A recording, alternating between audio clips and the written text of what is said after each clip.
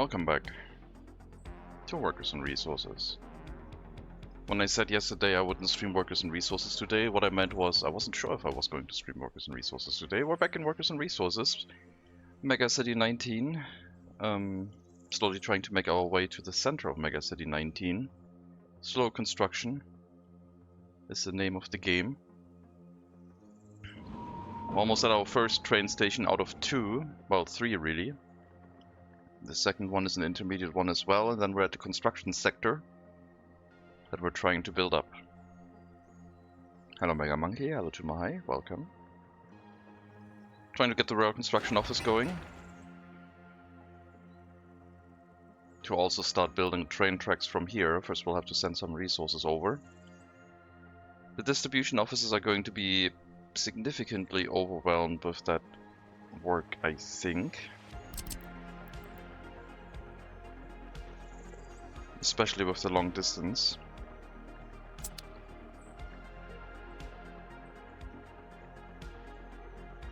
I guess I'll get some routes going, probably.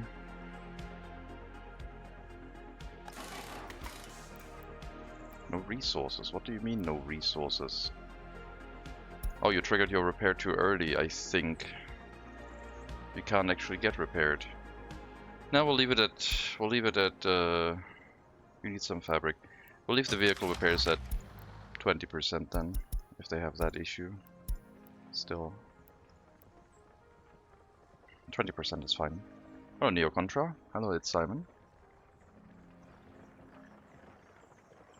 Yeah, MegaCity 19, slow start. I mean, the previous MegaCity was 2.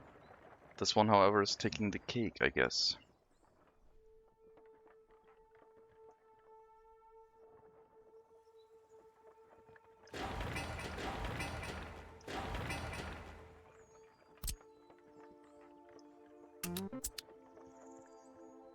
Need an intermediate stop here. In between. Which is around the curve here.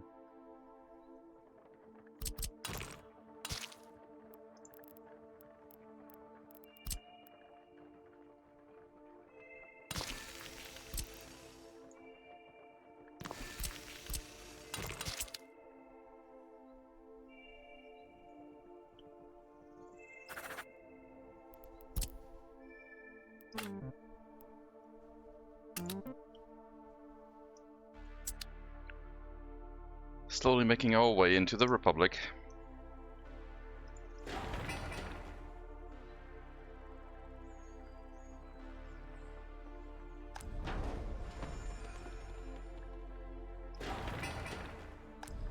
I'll turn off the fire station for now. Nothing here can burn down. I don't think the train platform can catch on fire. I believe? I don't actually know. It might be able to. But I just want more workers doing the groundwork right now. Until we have a road crane. We need all the workforce we can get.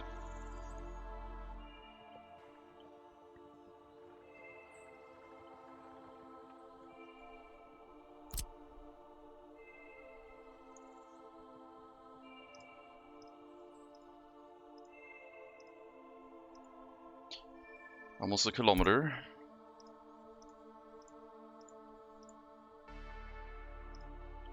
.3 kilometers to go to the first stop.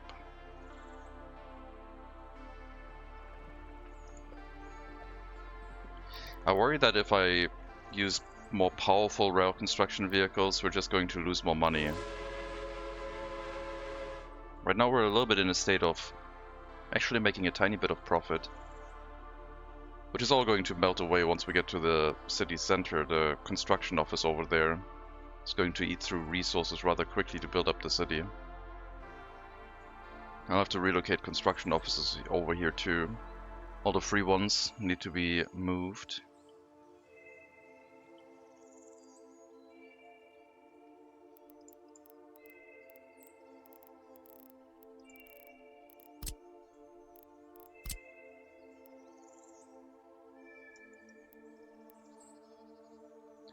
And I'll have to build the bridges first. I decided to go with brick, which is going to take a while. But if we have the brick nearby, the delivery should be fairly quick. Paving is going to take a lot of workers, but that's what we need the train station for. Construction officers can line up the road here, do a right-hand turn into the sector, get whatever they need, and do a right-hand turn out. Not causing any traffic problems. And when they return, they do a left-hand turn into their construction building, and it's fine.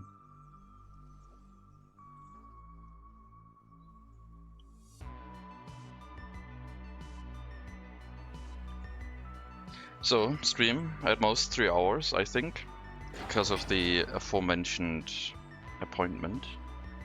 I'll have to get ready for that. And yeah, late afternoon stream probably. Probably not workers and resources, but I don't know. I really want to play some more Cairn though.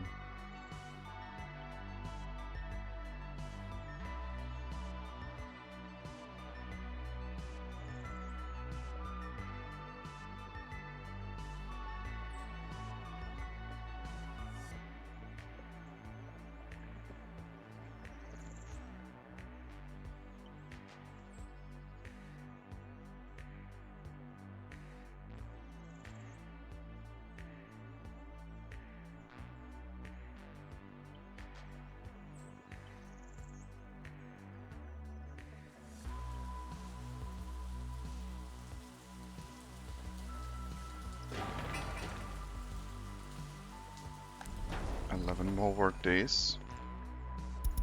Yeah, these fire engines are gonna wear down at some point, with no means to repair them. This one is probably still gonna be in range of the repair station though. If we increase the range, then at least there can be one horse carriage going over there and repairing it. So that one we don't have to worry about, but the next one is going to be out of range. Until we build a repair station somewhere in the construction sector, I guess. Which we might have to do. A temporary one.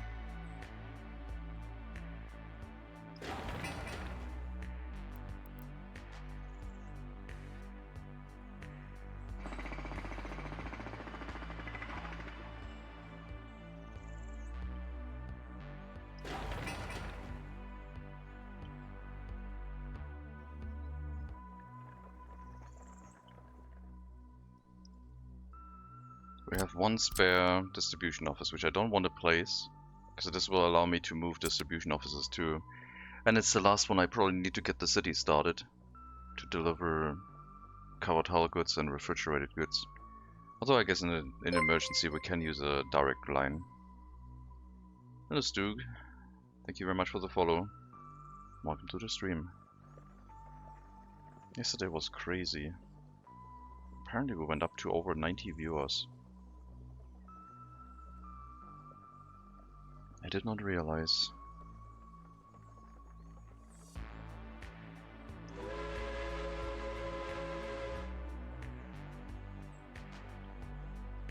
What a time to be alive, yeah. Crazy.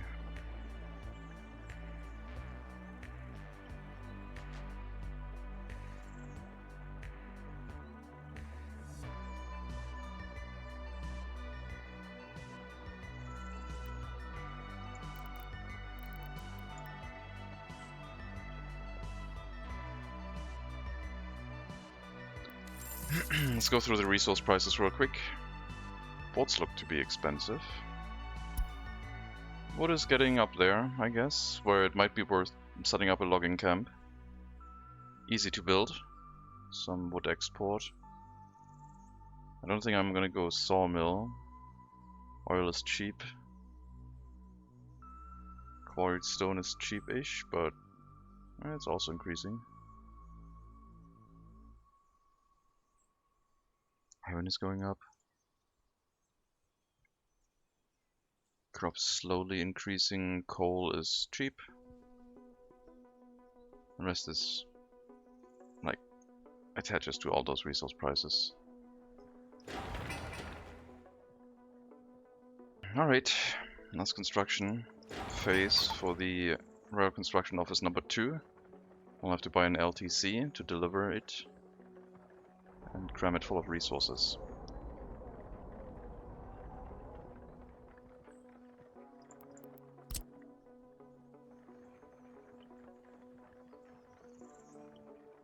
We'll only try and build towards the next station, because the other rail construction office will build all the way up to here.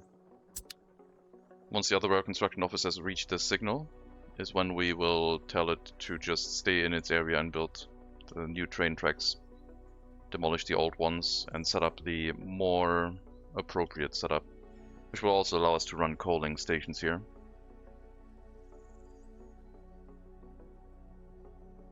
And then incoming trains can also coal themselves when they leave or enter the depot, which is going to be better. I really like this junction design. Like, it's like very minimalist, but it seems to be doing the trick quite well.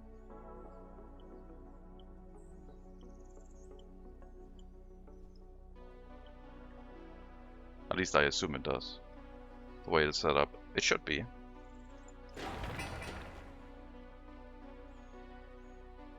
So yeah, we'll be running 2 rail construction offices at that point. The third one will then be getting built, which we'll also try and start running. Hopefully we'll have enough money, and the goal is to get to the construction sector, so we can deliver workers here.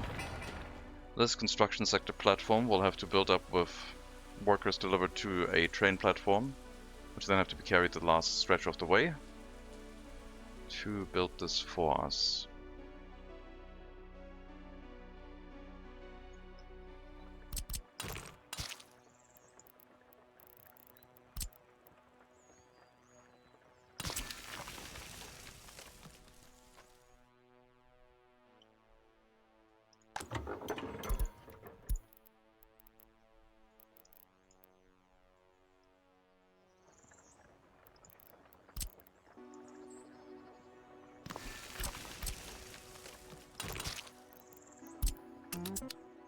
Hello, Herzberger.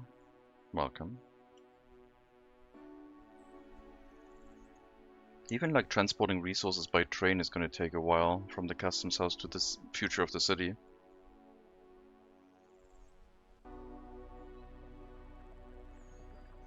We'll have to be really careful with our resources. Food and meat are going to be super important.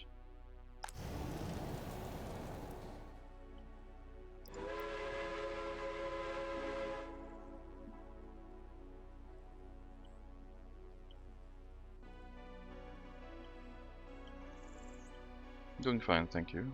Hope you're doing fine too.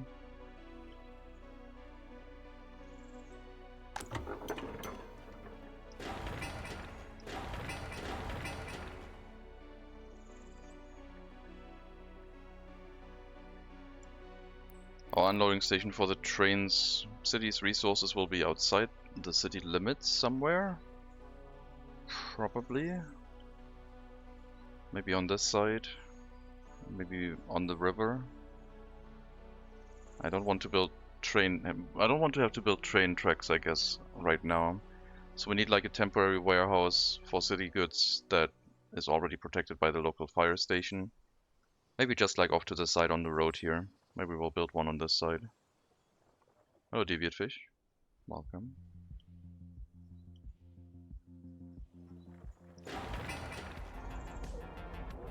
Logistics hub. Yeah, a temporary one, to get at least some city going, so we have some workers in the area that can build things up for us. The foreign worker cost is playing a factor in our money situation. And we'll keep getting foreign workers for the Pioneer Outpost, because we need to run this with foreign workers until we can bring our own workers this way. But I really would like to have our own population start growing in the city, and start building things there without me having to bring foreign workers to it. Because it's going to be too far away to do anything about it. We'll probably won't worry about loyalty or anything like that. In the beginning, just trying to get a large amount of population. But still dealing with crime fairly early on, before we get over 1,000 citizens, I think. And then maybe we can start on the loyalty situation also. But the growth of the city is the priority. Loyalty is just a side effect that we would like to utilize.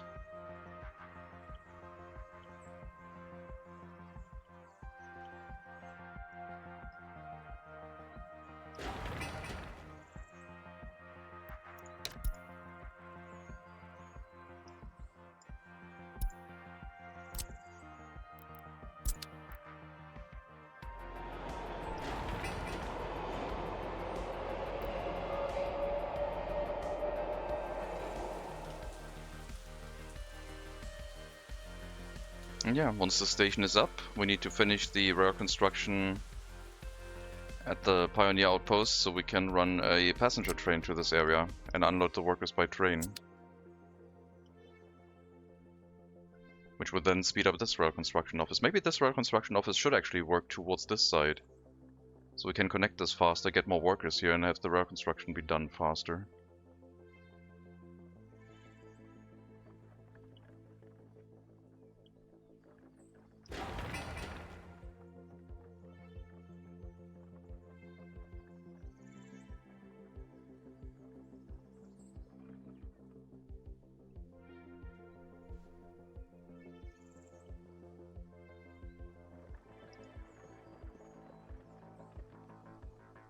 Not enough workers here, apparently.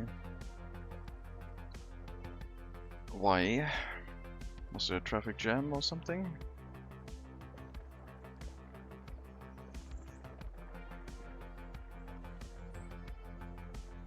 Maybe it's time to reduce the amount of workers in the rail construction. So it doesn't do the whole driving back while full of cargo from over there.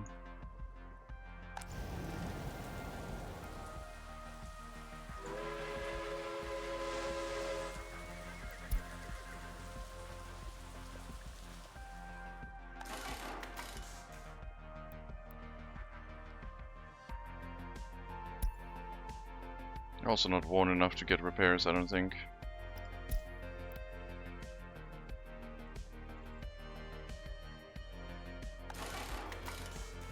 You are. Maybe the other ones were already getting repaired. I don't know.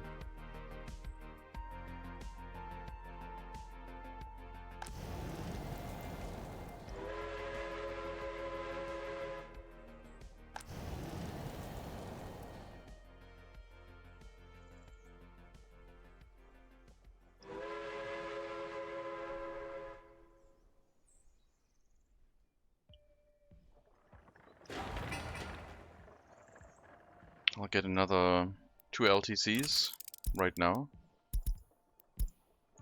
by allowing them to be purchased at the border.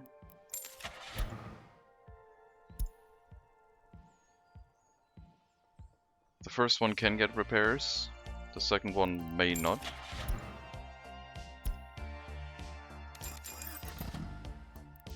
Because it might be too far away, but it should be able to do the track building until we get to the construction sector.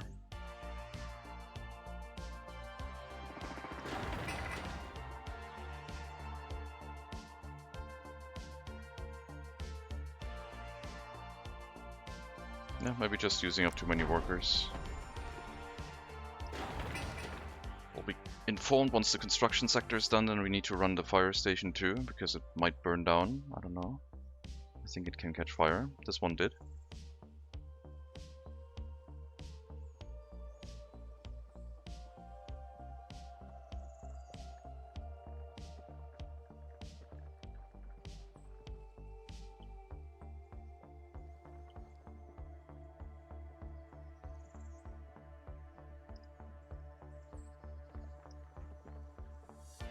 Oh my god.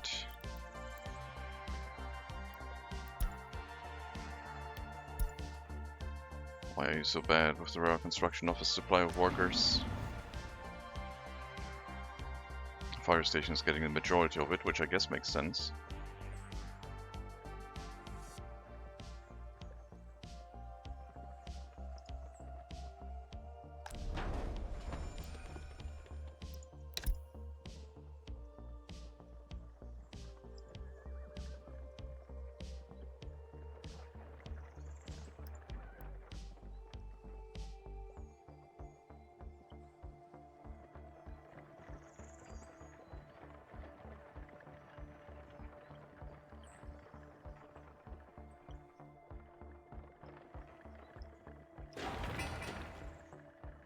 More resource deliveries here, please. More bricks, bolts, and steel.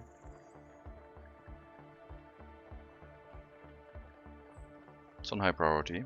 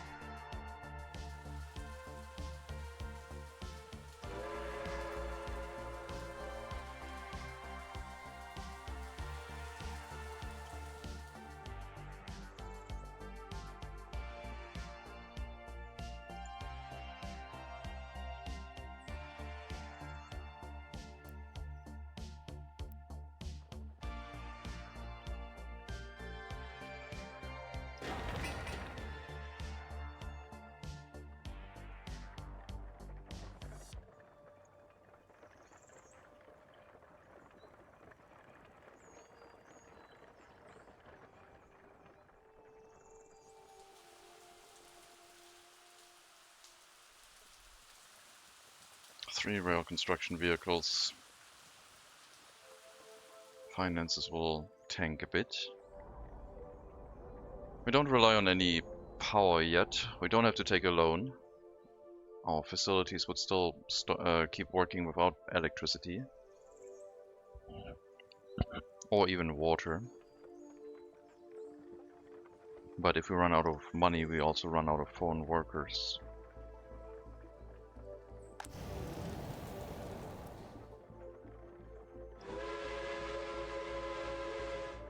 So that's going to be the limiting factor at that rate.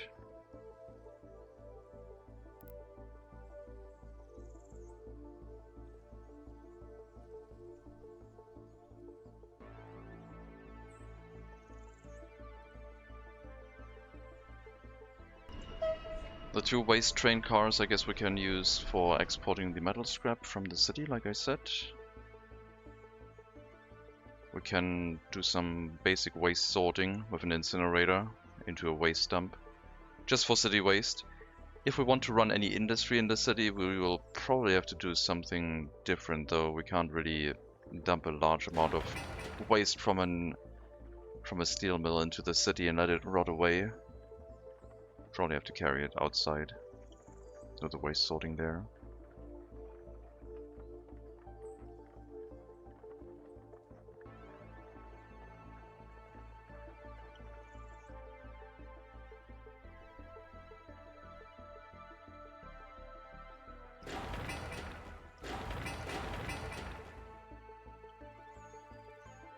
Hello Jimmy. Welcome. I'm doing fine, thank you. Our challenge, as you can see, is to start a single city in the middle of the map with horse carriages, and it's gonna take a while. I only have one way to make money, which is incinerating hazardous waste from the border.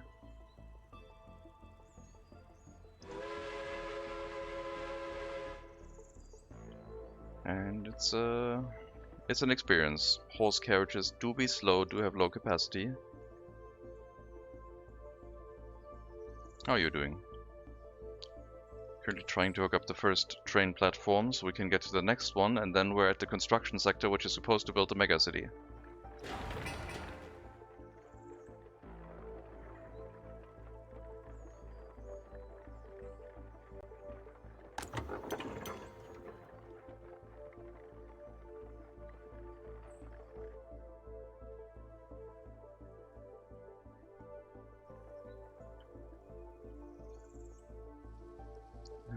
Good man, thanks for the raid yesterday again. No problem.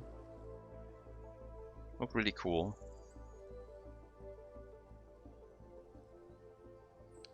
Oh yeah, the airfield flattening trick I wanted to show you. There's these free airfields that you can use, and you can drag them like a road.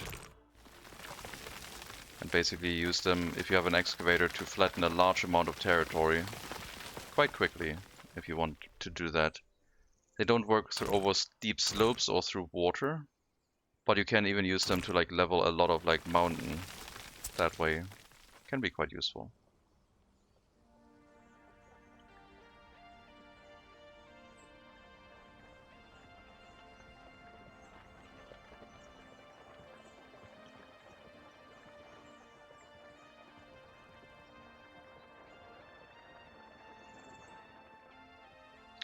I would show off the megacity that people are hoping to see in this run, why this is so popular with how much little there's currently ongoing. If you want, I can show you what a megacity is supposed to look like. Let me show you real quick what MegaCity 19 might look like at some point. I really like showing off the city, so if you were wondering why or what MegaCity 19 is supposed to be, this is the Moscow map from the World Maps DLC. The map I'm loading into right now is a random map. That one I started in 1960. This is a megacity, or at least like the start of a megacity. Well, start is like a strong word.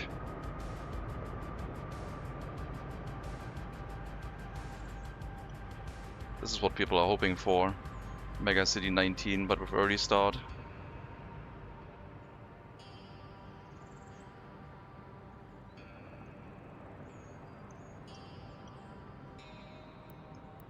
We also started at the border, but here I started the city at like, not at the center, but somewhere close, so we only had to go 3 squares, and we didn't have to use horse carriages at the time, so it was something.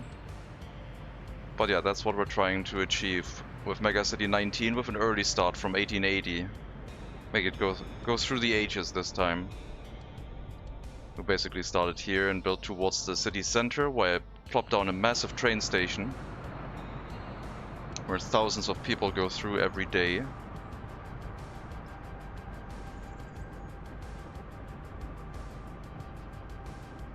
That was kind of cool.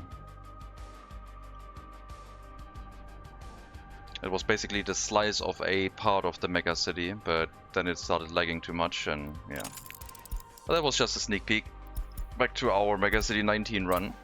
We're in 2048 here, so we played for almost 90 years.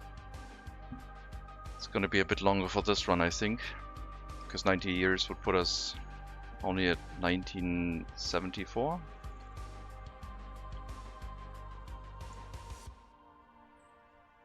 Excellent.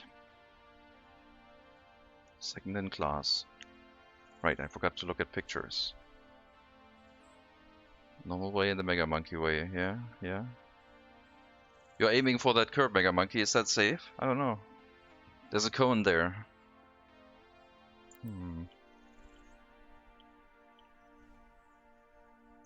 Turn right, go left. Yes, that's how it goes.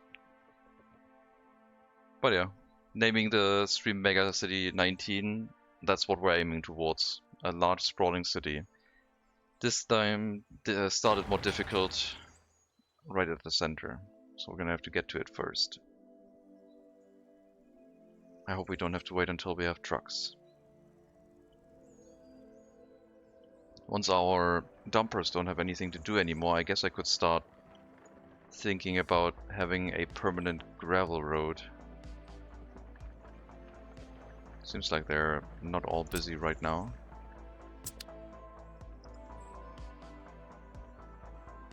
That means the groundwork materials for the construction sector are all already there.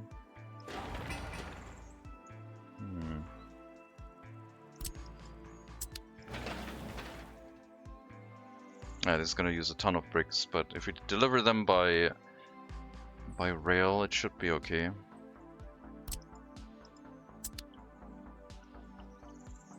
Do you start in 1880? Yes, we started in 1880.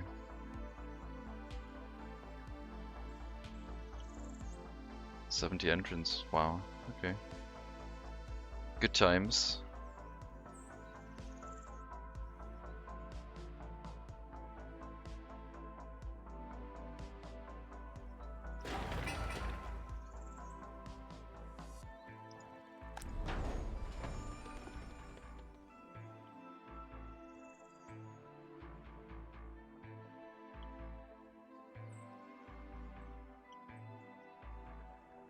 Maybe I need to leave fire messages enabled. I don't think we have enough workers to run the fire station and the rail construction office safely. Until the train runs this way. And for the train to run this way, we also need these whole tracks. So the train can actually refuel somewhere. Because the end station is kind of busy.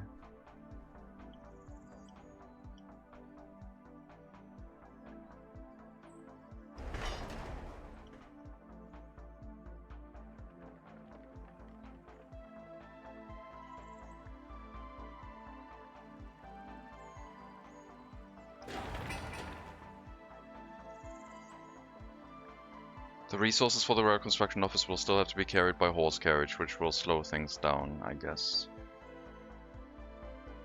Quite a lot. We could try the whole idea of like having a single cargo platform in the area, where a train waits until unloaded and it just carries steel and boards, and we then bring the resources from this platform over.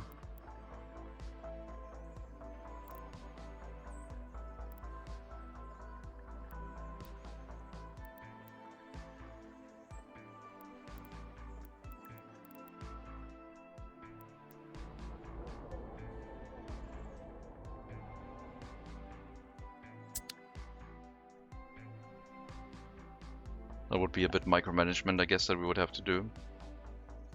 Unless we set the cargo of the train exactly to like twice as many boards as steel or something like that. Or just always more steel than boards and then wait until unloaded for boards. That would also work. Then precision wouldn't be necessary.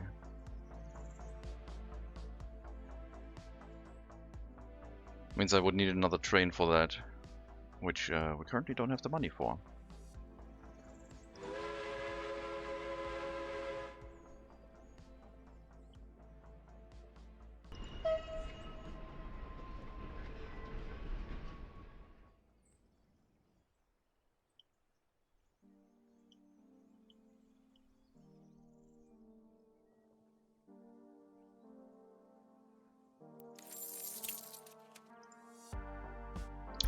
The game is telling me that wood might be a valuable resource.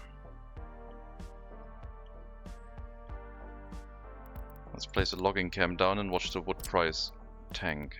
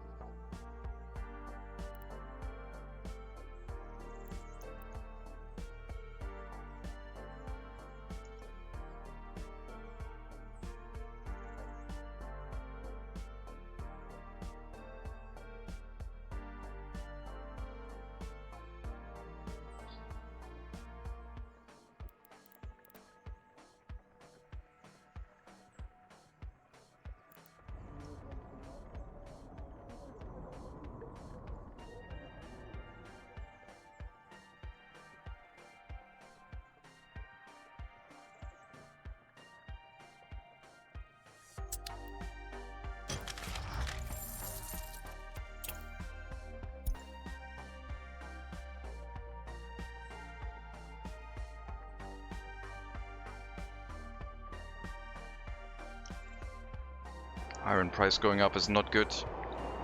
It's gonna bring the steel price up to levels of like starting in 1960. It's already almost at like 500 rubles per ton already.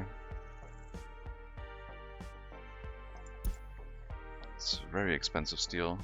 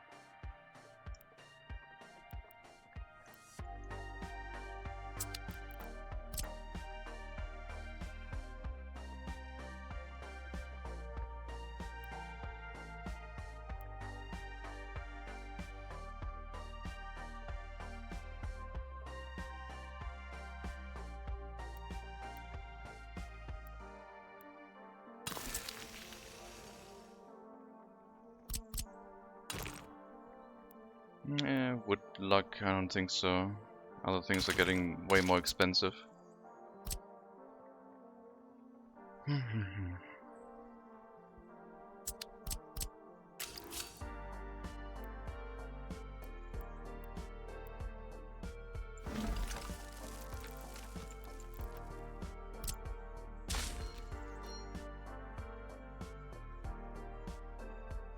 There's no end of challenges ahead. Yeah, it's looking pretty rough. Pretty rough indeed.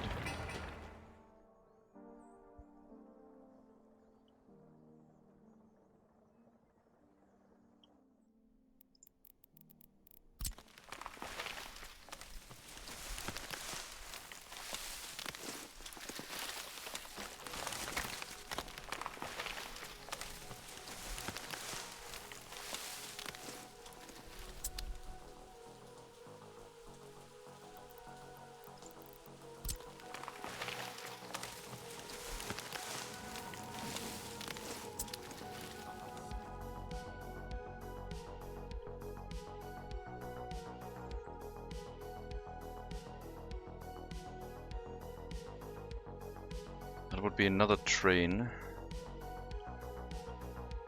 Not too long. It's not too far to the border, and we're not planning on a resource storage here. The train's gonna wait until loaded, and that's it. 100-meter long wood train, basically, with some open cargo platforms.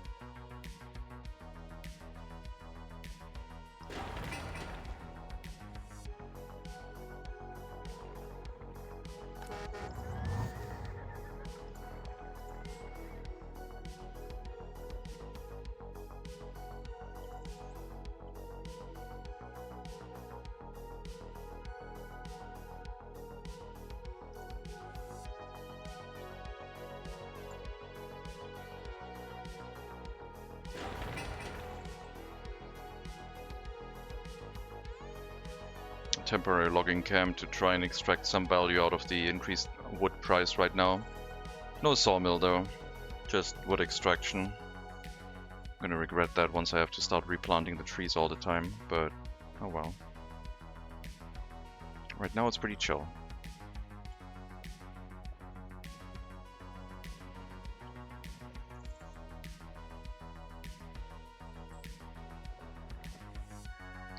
Since when can you like go so far past the borders? I guess that's just because of the... I think that's just a default map limitation. Okay. Didn't know you could scroll past the border if it's indented like that.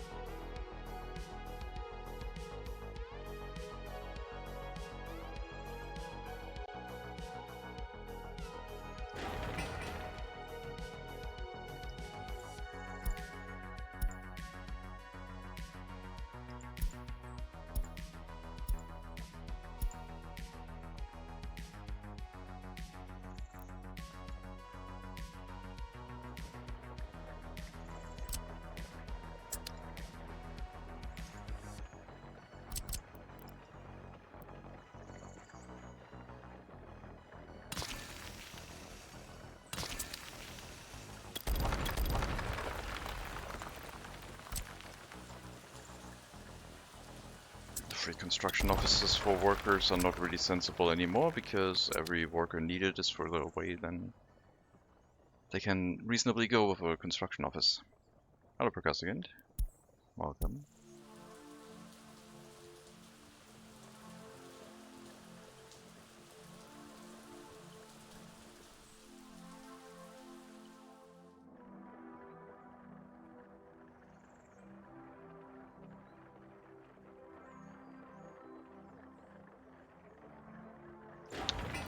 No workers here right now, please. Thank you. Don't waste the workers.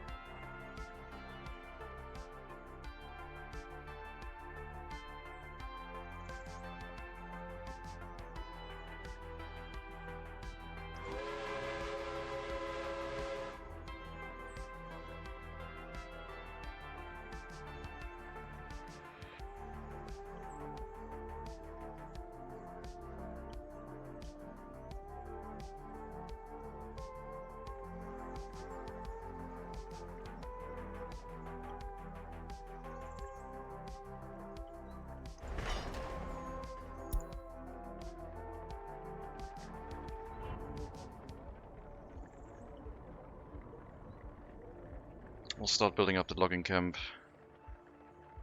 to the groundworks, I guess. So we can bring the other resources here too. It only needs boards after the groundworks is done, so not very difficult. This one needs steel and some concrete. Should be fairly quick to build. Train track is going to take the longest. And then each logging camp I think can work with a single worker. So they're not going to drain the workforce too much in the area.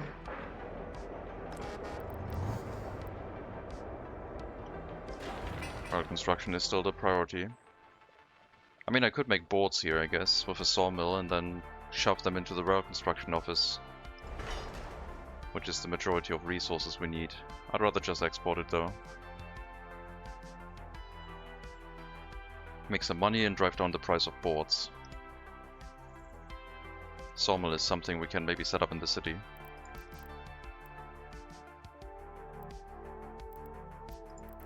Import wood or run a logging camp.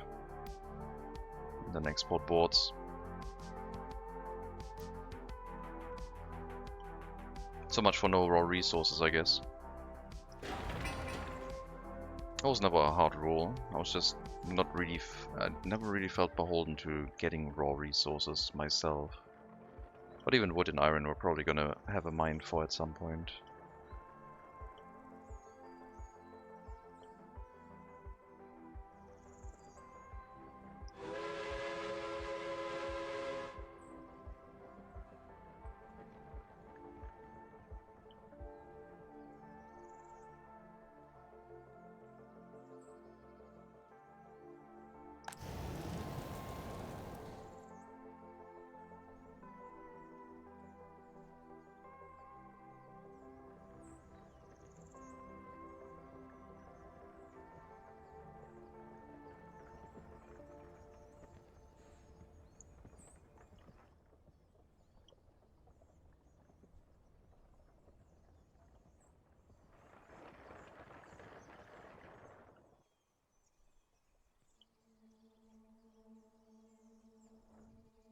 Yeah, once we have workers at the construction sector, they can finally build up the groundworks. We could try and bring workers here by carrying them all the way along the bus stops, which we will have to do because of at least one building needs to get built that way.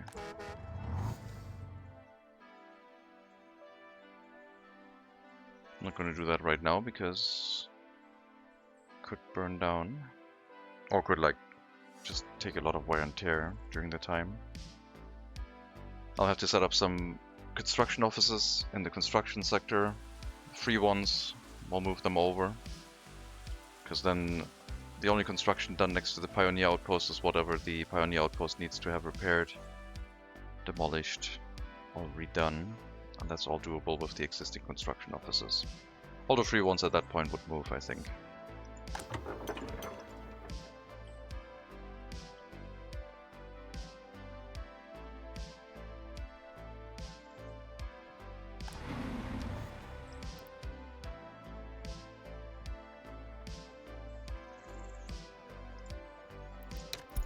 Gonna limit the worker to 3 because the majority of thing we're doing is like driving back and forth, which is wasting workers on nothing, and we can do a little bit of slower construction, but making sure we don't waste as many workers.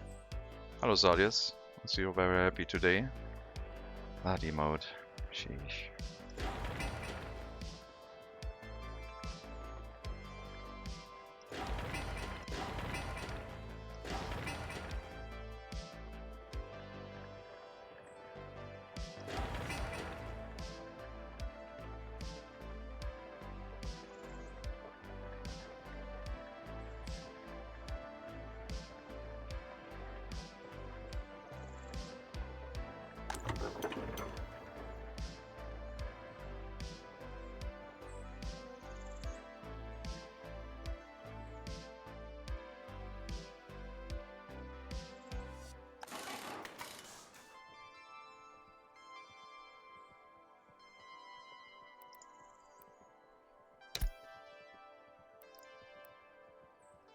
Yeah, to 3 is fine.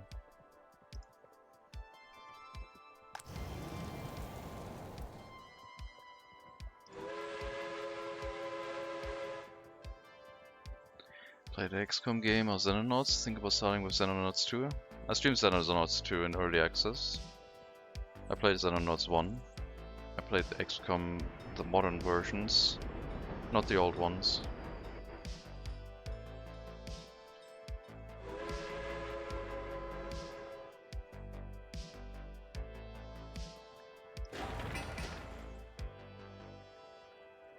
I really like the Xenonauts engine.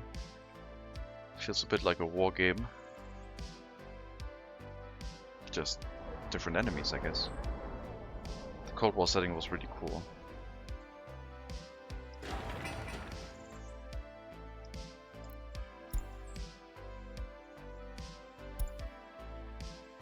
Sounds good. I'm gonna have to take a short break. I'll be right back in 5 to 10 minutes. Be right back.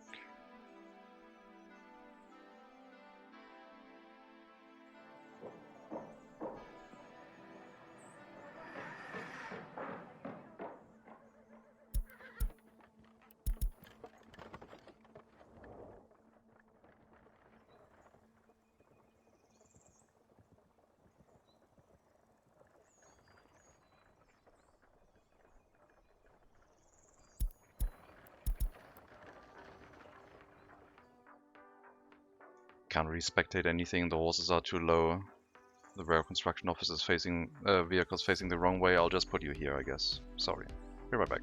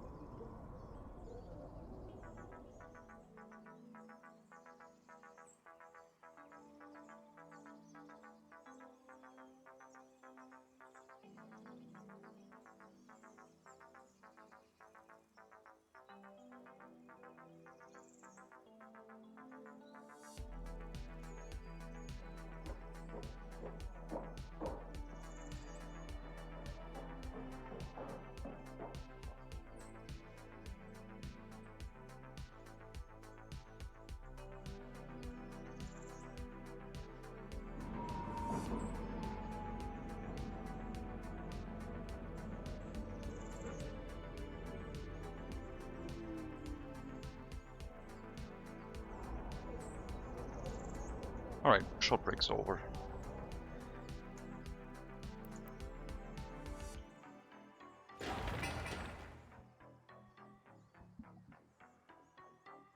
Always giving a longer time than it actually takes, I guess, just in case something goes wrong. But that was not a problem.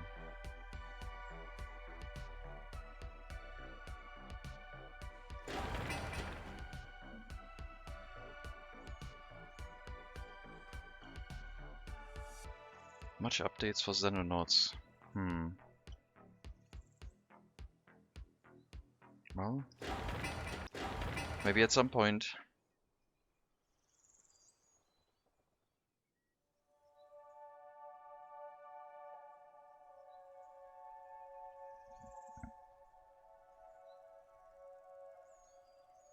A full run of Xenonauts would also take a long time, I think.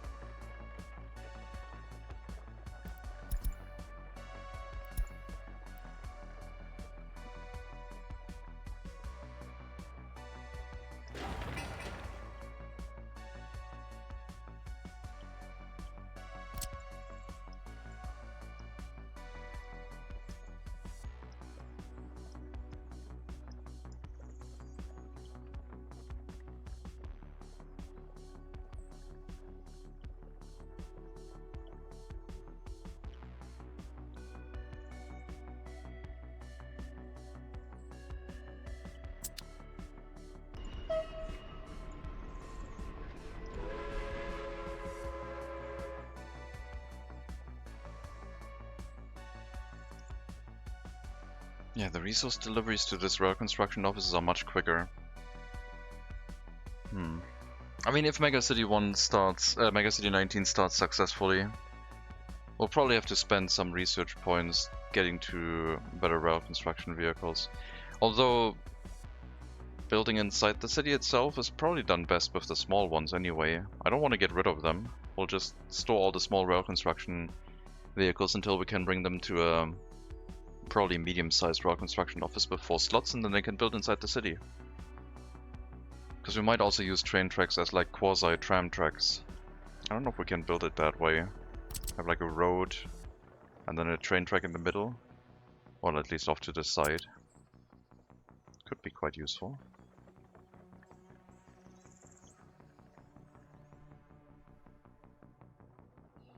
Not that far anymore, huh? Well.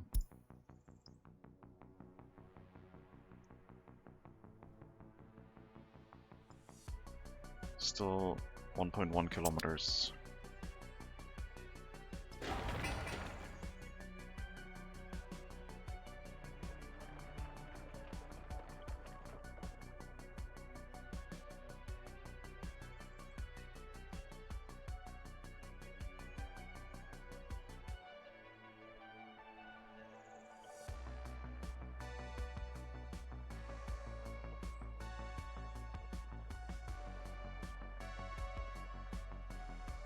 Yeah, at some point we'll have like a high-speed truss going to the border, but we'll need another border connection first to serve as an intermediate.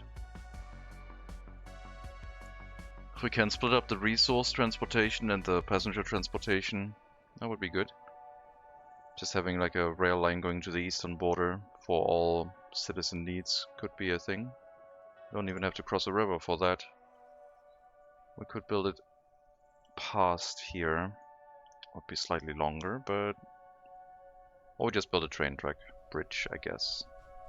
It wouldn't look too bad. Or we build it out this way. Somewhere across the larger river. Large bridges look nice. A bridge from here all the way to there. I don't know if that would make a good looking bridge, but then we could have road traffic probably going underneath. Very shallow riverside.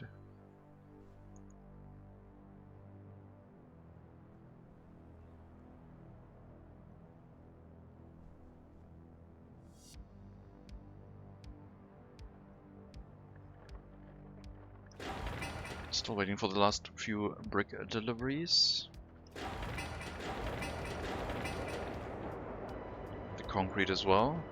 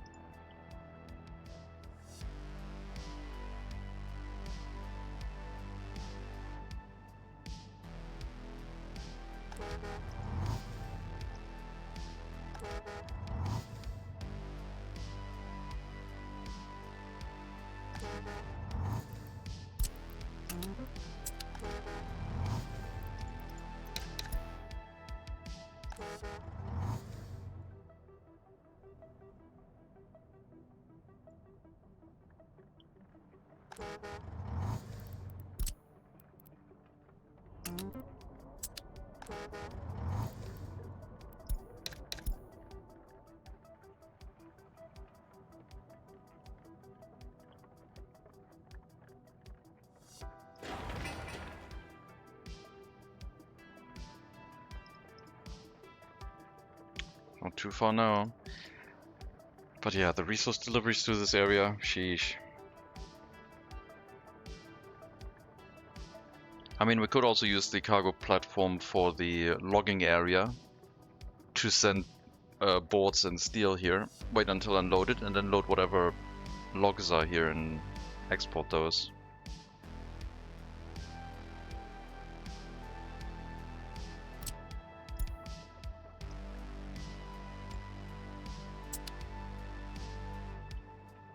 I don't really want to take a loan to get another train.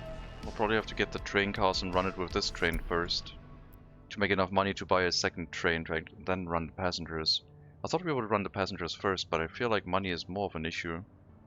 And bringing the like construction materials here is going to be slower than bringing the workers here. Apparently the horse carriages are doing a good enough job already. I guess I could do the same thing with the resources, we just need a large amount of them.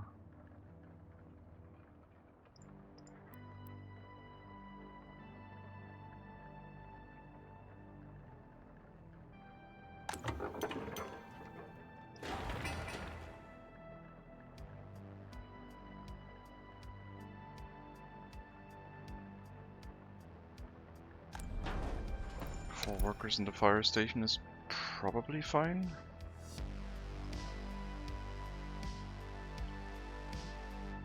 And then the LTC there is also going to only work with like 3 workers. Reduce the resource consumption and the worker depletion as much as possible.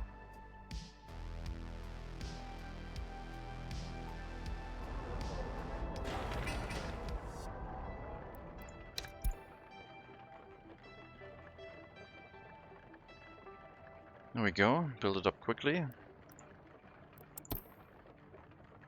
Well, with 5 workers as quickly as possible. I'm not going to assign more than that. I'll be fine. No more workers, thank you.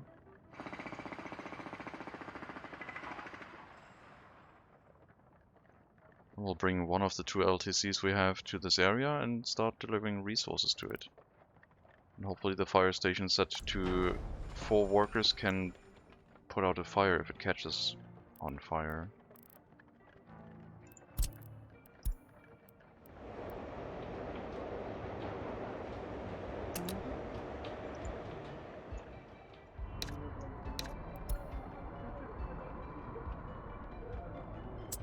Need a water truck.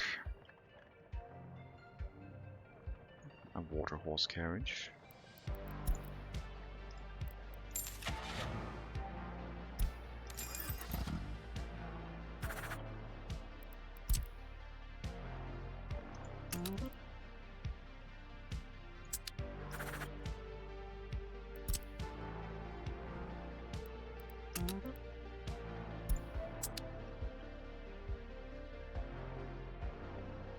Might need another aggregate one.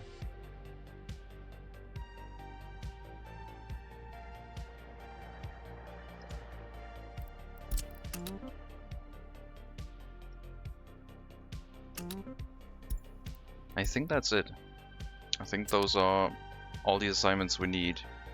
But yeah, the resource deliveries are gonna be probably too slow, so I'll probably have to make use of some of the dumpers we already have and send them directly to the Brow Construction office with some gravel and coal.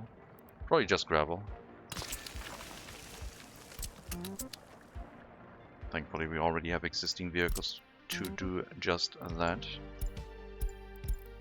I'll be on a dedicated route to run this for now because it's supposed to do some construction. And once it runs full, then we can stop the deliveries and just use distribution offices by that point. No line spacing needed. No wait until unload to make sure that the other vehicles can still get in it. Should be okay.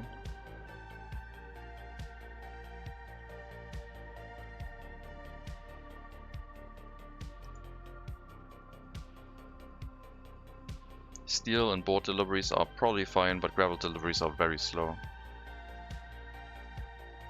But then again, we could also assign some open hull carriages to this, at least like 2 or so.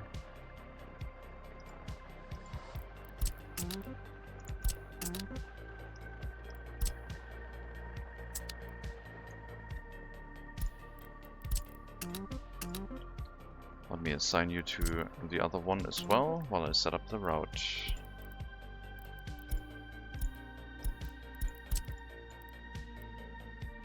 Right. I guess you're just gonna carry boards. Distribution office can help with the steel.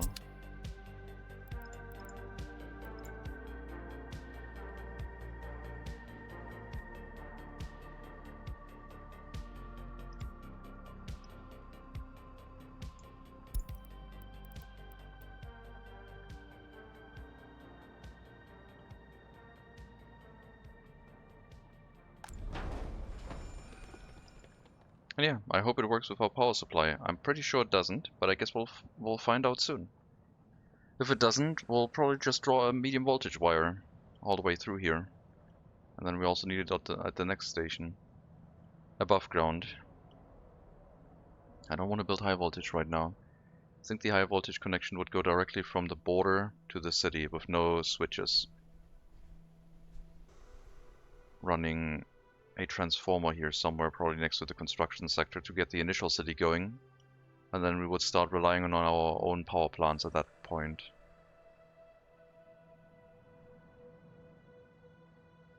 If we are independent on power, just needing coal imports, we can probably make some things work.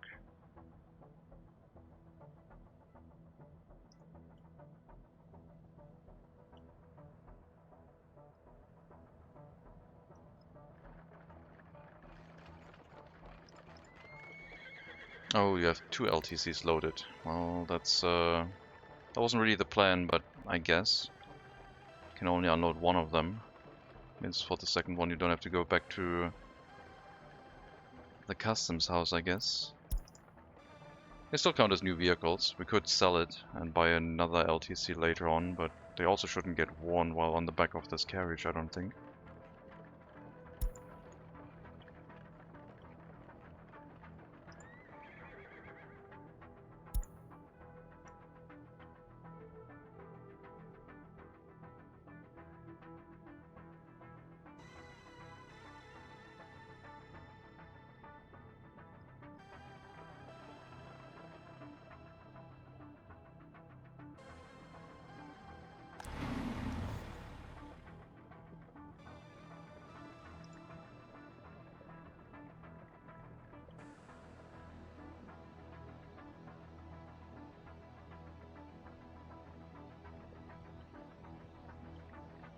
Slow water deliveries are not the issue. A single rail construction vehicle is not going to consume that much water. But will it need power? Do we have to build a substation there too? Probably for sure, because the logging camps are not going to function otherwise. We'll have to test it for the rail construction office because that's going to be useful for the second building, I guess. But yeah, we can run this area, I guess, with some electricity.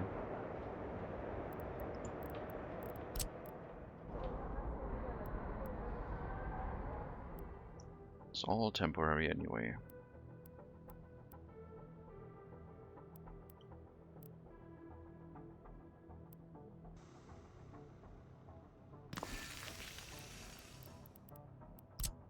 And people were complaining about no telegraph poles, I guess. This is the closest we can have to that, I guess.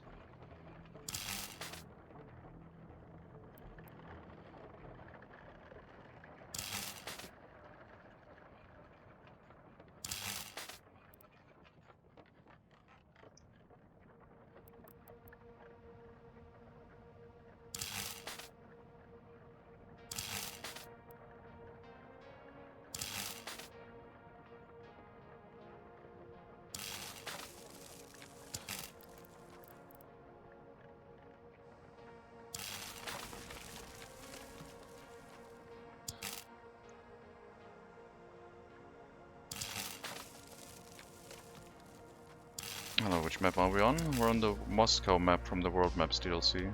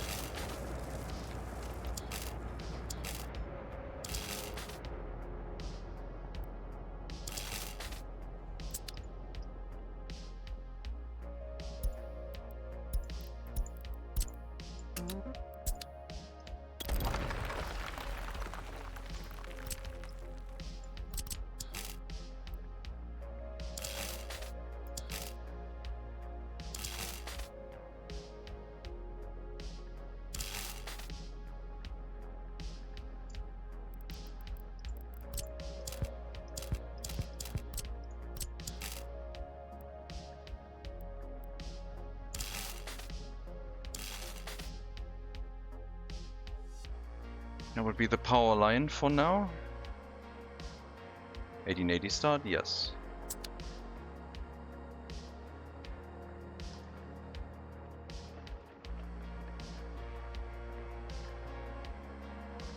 Building in the center of the map. Because it's pain.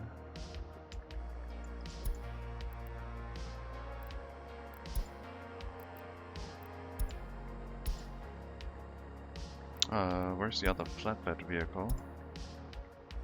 Why are you going to the customs house? You're not supposed to go to... Oh, okay, that way. It was not set to unload, apparently. Well, you gotta turn around now and do the whole trip again. Good luck. It's not that far, thankfully, but still.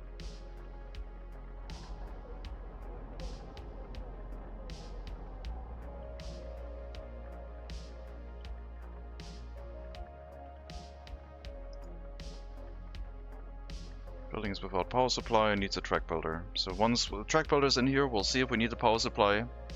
We'll definitely need it for the logging camps, but I want to know if we need it for the trains too. I will probably put a medium voltage switch here so I can continue the power line for the other track builder as well.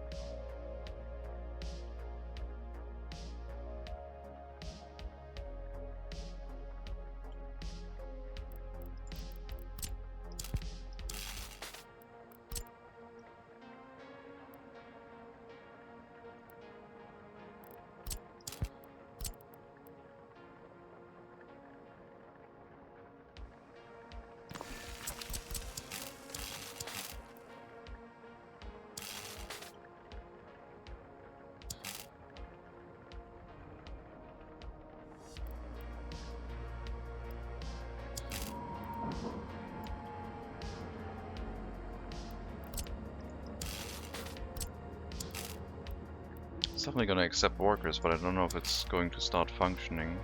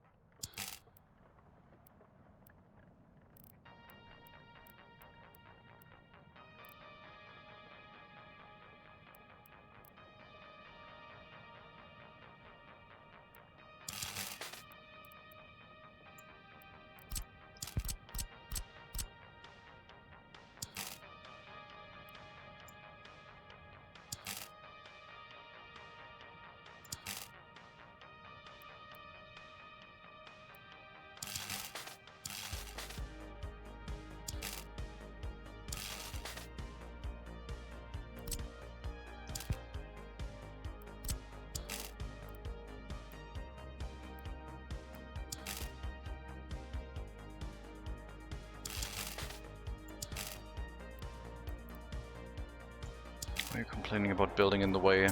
It's the building we're trying to connect to.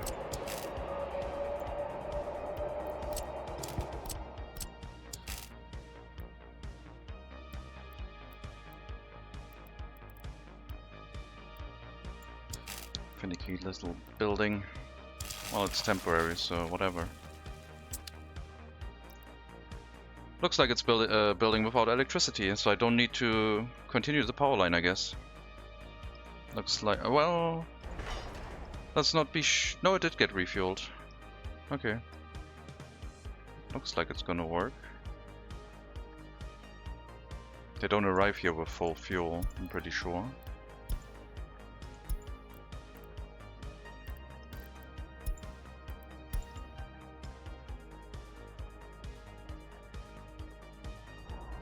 That means we don't need the switch, we just need the power line directly into the substation. And this whole thing what I was doing is obsolete.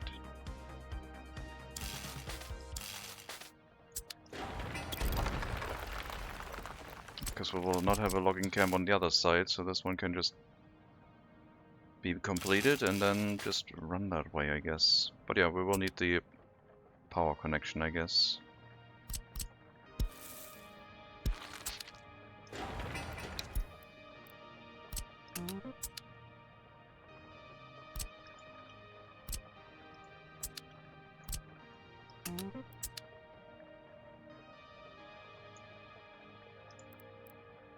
Out of gravel.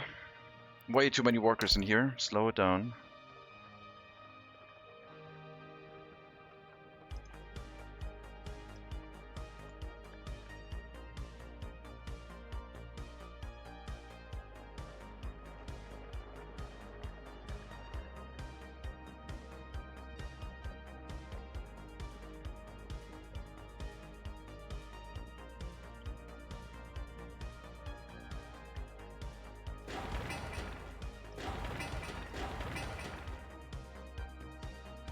Still waiting on the concrete mixers. We should have some, but apparently not that many.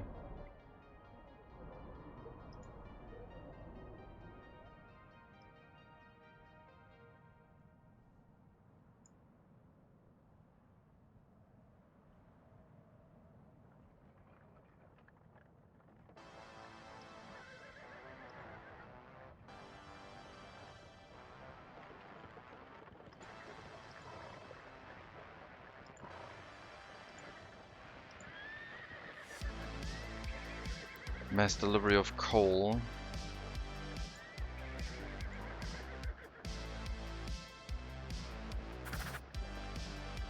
You're going to focus on gravel only.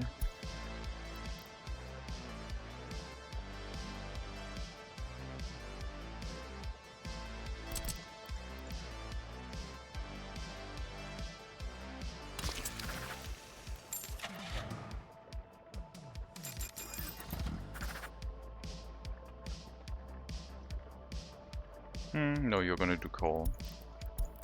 The other one's gonna do gravel.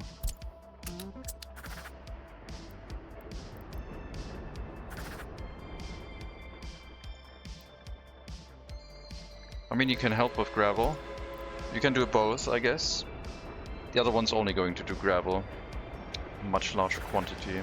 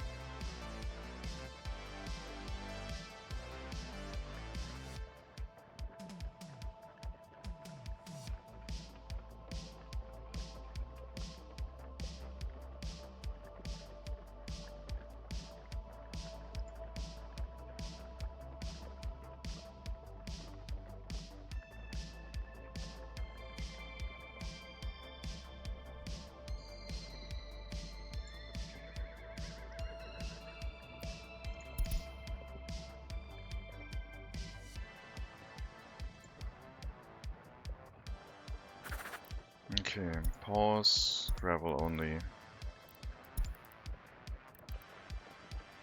Don't need to do the end station or the coaling station, just the rail construction offices. Already need distribution offices, they could help so much. How's that military logistics game called? You played the demo a few weeks ago. Frontline Logistics is Aryan Warfare.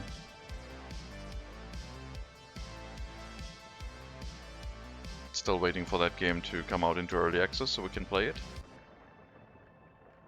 But it looks like it's making good progress.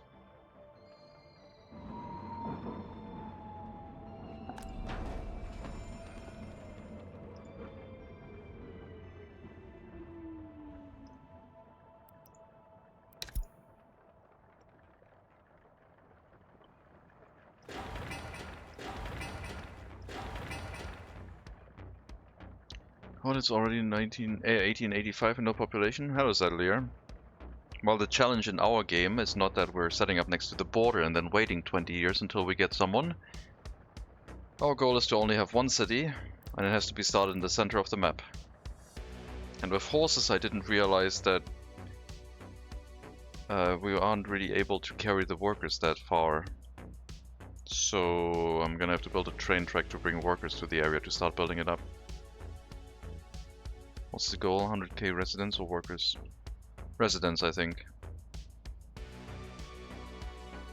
I mean, it's like a broad goal. It could go further than that, but that's like something to have as a goal. A city in the center of the map with 100,000 people sounds like a goal to like have something. Do you have people yet, Saddler? I didn't check recently. I think you were further than 5 years. A bit more. Also short stream today, like I said. Only 3 hours.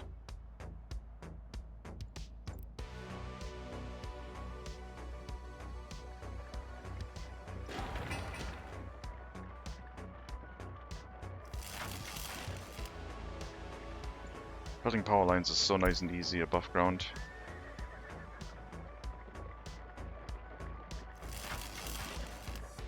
Soon, just need one more house built.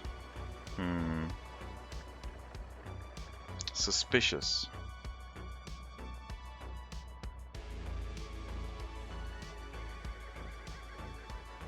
I don't know if that's true.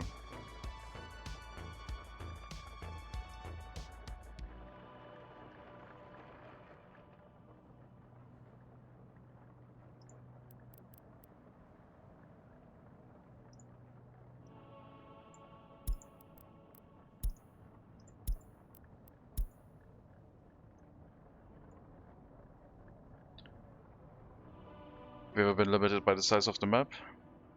Not really, no. I mean, if you want something like Factorio, like Rail World, where you have like really long rail distances, it's still like 20 kilometers side to side. Should still be plenty.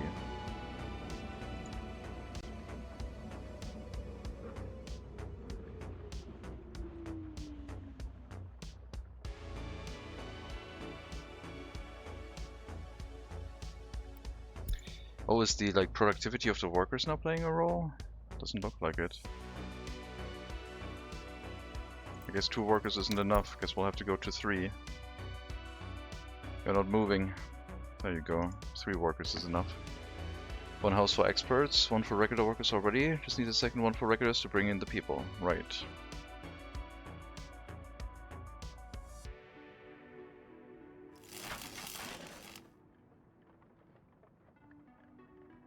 I hope we can build the power line. They have to carry the workers here by horse carriage. I might have to set up a construction office nearby so we can pick up the workers from these buildings and then carry them to the construction sites.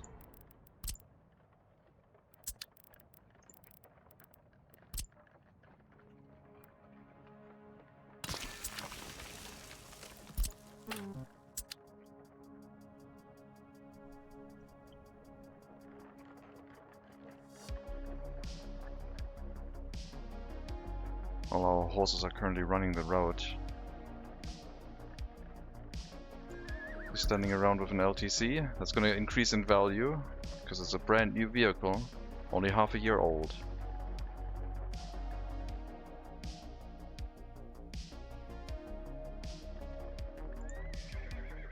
It'll be requisitioned for construction office duty.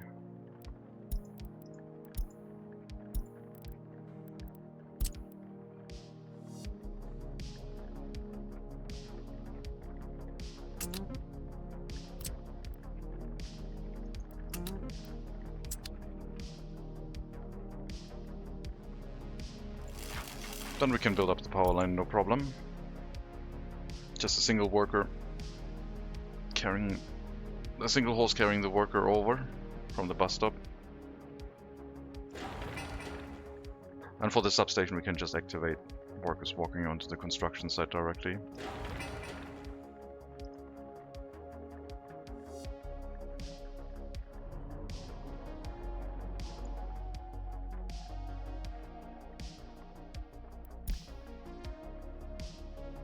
You woke up for this? I'm sorry to hear that.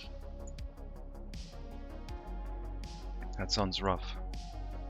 Why would you wake up? It's not good for you.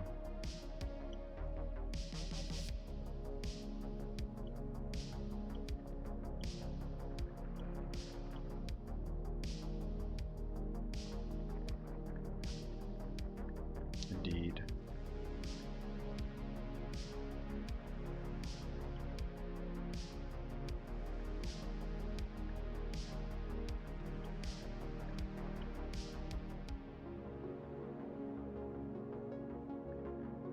We got 2 rail construction vehicles running now. It's over, guys. Our money is gonna go down the drain.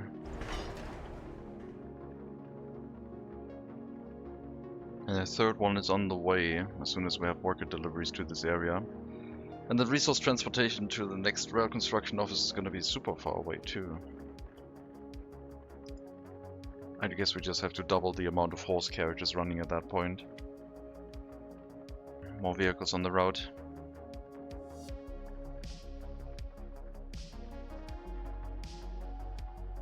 But it seems like we can make this work without any electricity, which is good.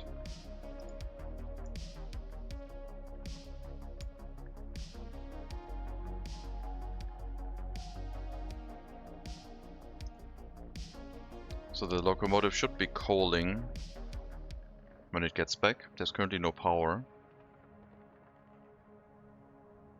It should have coaled when it first got put into the building, I think. I want to see. It's going to take a while until it gets there, though. And yeah, fire station at 4 workers. Hopefully enough.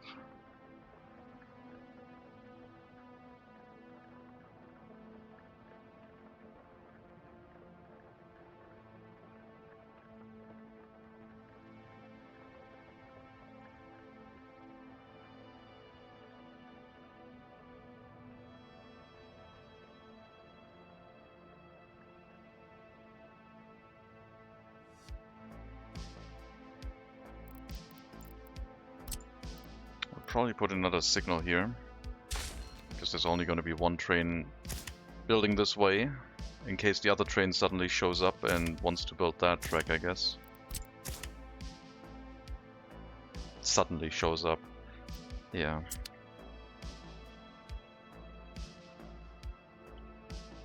How did I sleep? I slept well, thank you.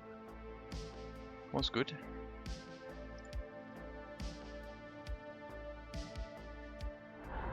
Alright, I want to see if the train calls. I'm going to send it back. Yep, that works without power. Good. Excellent. Very, very good.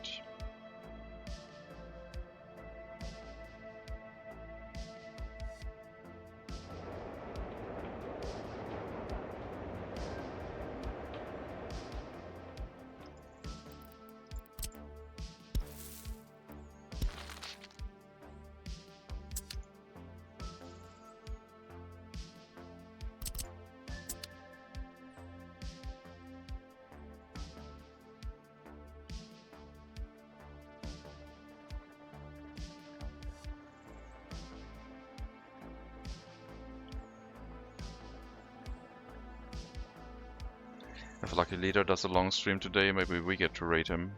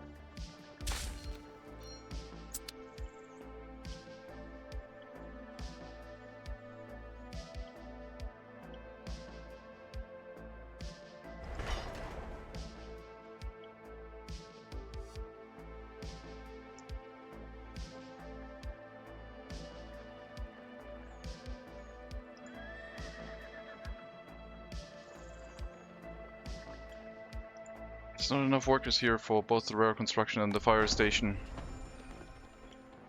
Ah, pain.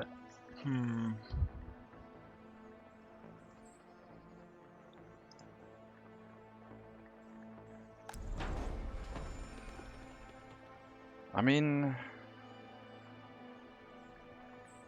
what if we tell them to go to the rail construction office first, and if the rail construction office catches fire, then they send workers to the other buildings?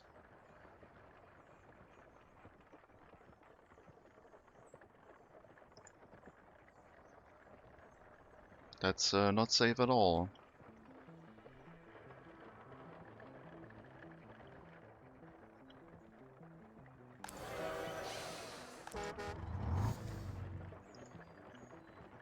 I need more horse carriages. I need more workers here. Goodbye, Herzberger.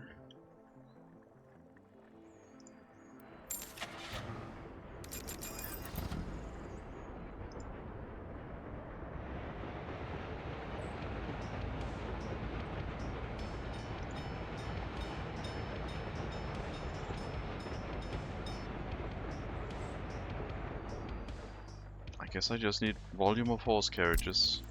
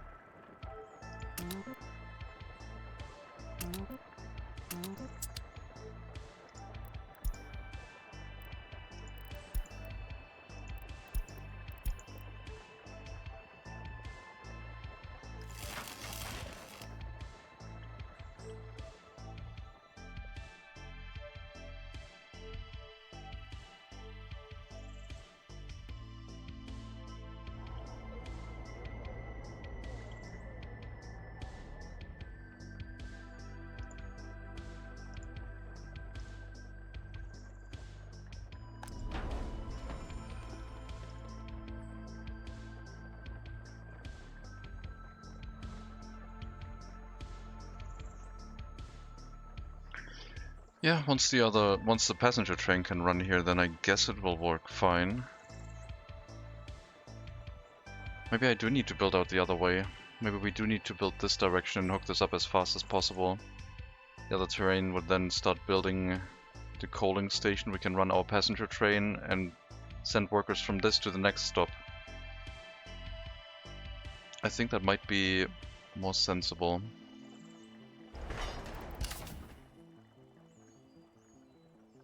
Maximum speed. Yes. This is maximum speed. Nothing will ever go faster than any of this.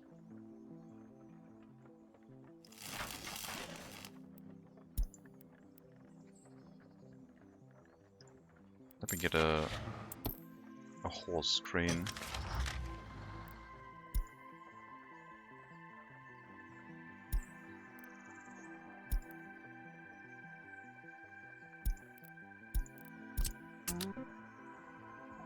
So fast, yeah.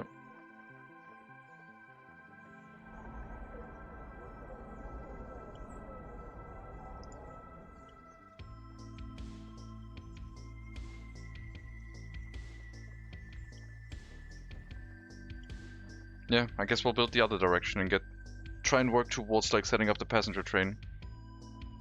Maybe this rail construction vehicle should focus on the starting up of the other area then.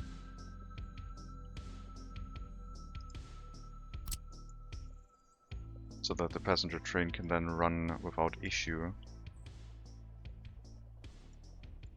I guess we'll do that. Low priority. Focus on other tracks for now. We'll let the other rail construction vehicle build towards this side. And once we have passengers carried here, we can keep bringing them further to the next rail construction office. do the same thing. Build towards this direction to get the passenger train to go all the way to the passenger platform, and then build to the to the construction sector. I think that's what's gonna make sense. We'll also have to carry passengers from this station then to the next passenger platform. And we can start building up the construction sector before the train gets there, I guess.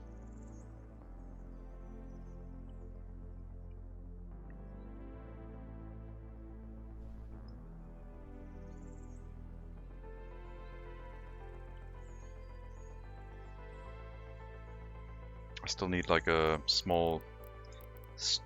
No, we are not going to put a storage tank for bitumen down, that's just overkill. Is it? What is the internal capacity of the construction building? 15 tons. It's gonna be so much money in a storage tank. I don't trust it. No. We can build that after if we feel the need, I guess.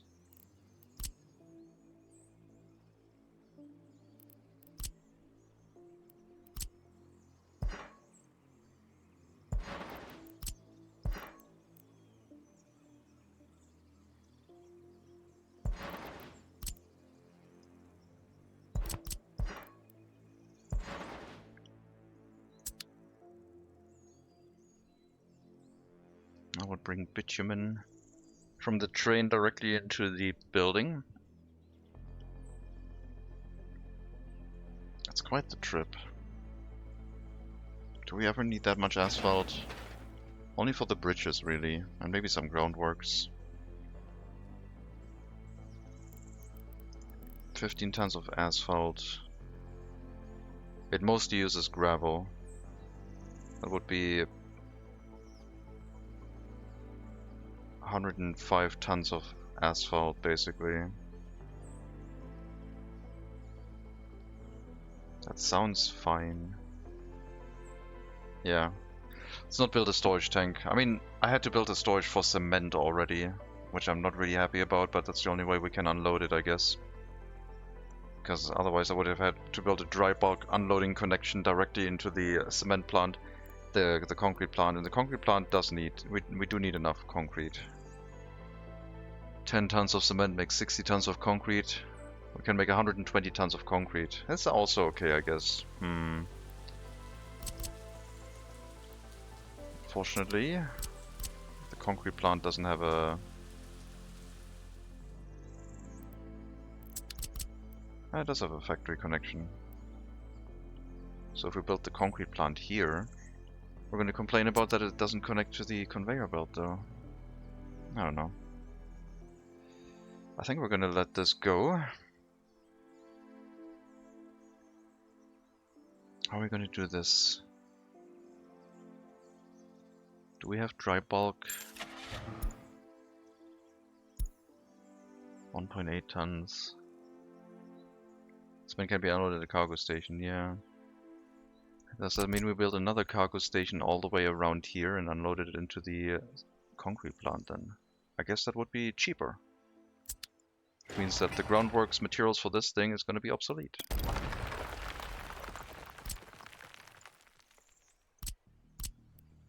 Sure.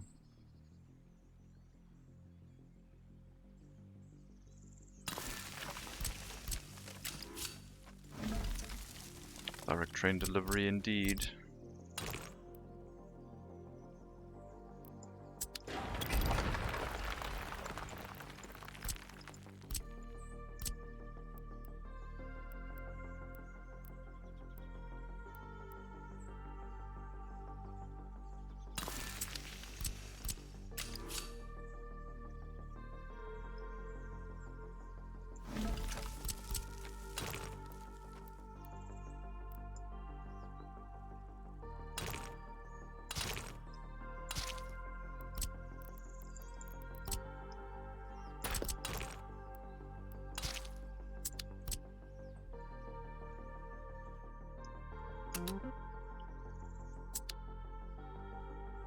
Yeah, I think this makes more sense. We don't need a large storage of cement here, or bitumen.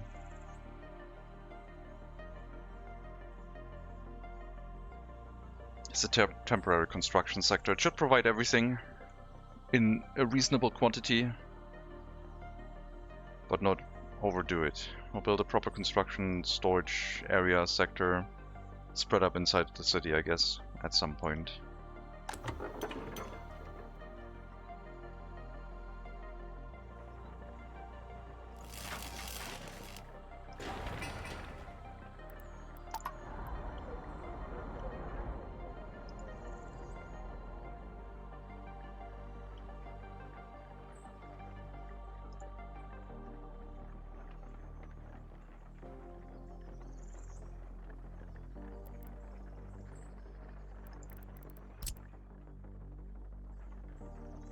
You should be fine, shouldn't you? Oh.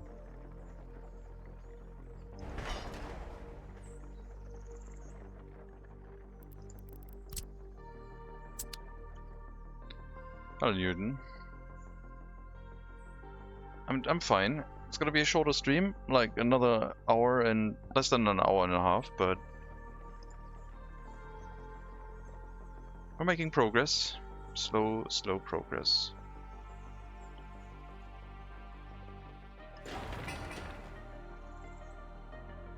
We're setting up some wood extraction because the wood price seems to be going up, which makes our rare construction more expensive, and now it has gone down.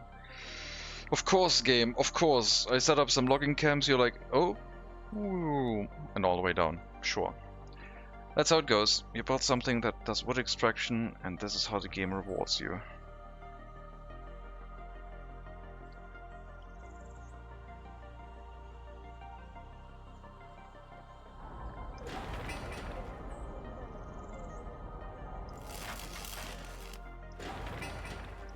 Well, we haven't decided to build it yet. It's just the groundwork.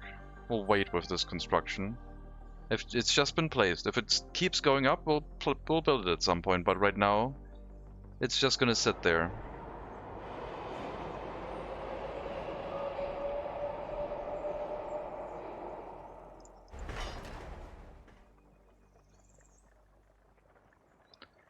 See, is this the second stream of this particular megacity? It seems that there's already a lot established. It's not a lot, no. It's the third one. We've been in the game for 5 years. We have to get to the megacity, to the center of the map, to start our megacity. But it's a slow process. I teased the previous megacity, like kind of what we're going for, but it's gonna be a slow one. I hope we can get to the megacity and establish it before we run out of horse carriages. It's still 25 years, and the default game was like 1960 to 1990. I mean, 25 years until we're very close to trucks becoming available. Trucks could solve a lot of the issues, but also create new ones, because all the nice buildings that are horses only would then become obsolete.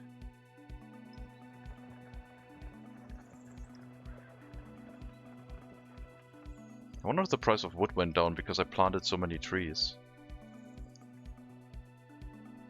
Is the price of wood related to how many trees are in a republic, Mega Monkey? Do you think that could be a thing?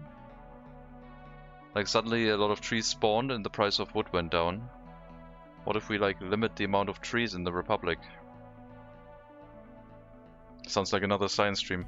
I'm not gonna make a science stream based on like, does trees equal wood price? That would be silly, but also kind of interesting.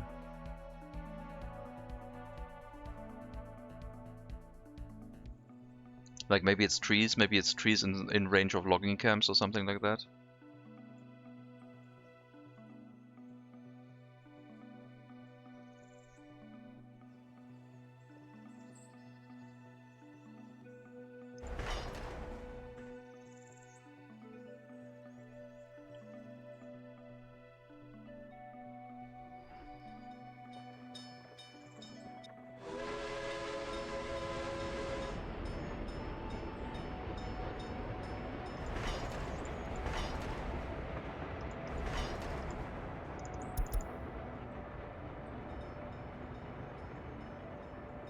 I need something with purpose for a science stream.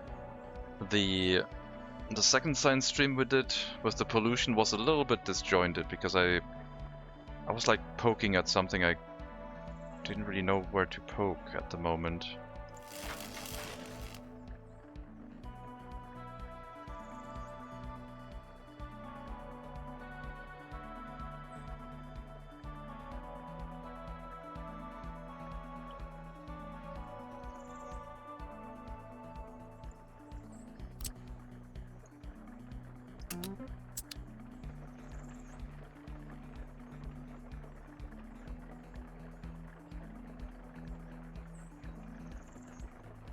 You can do it, come on, single worker. At some point.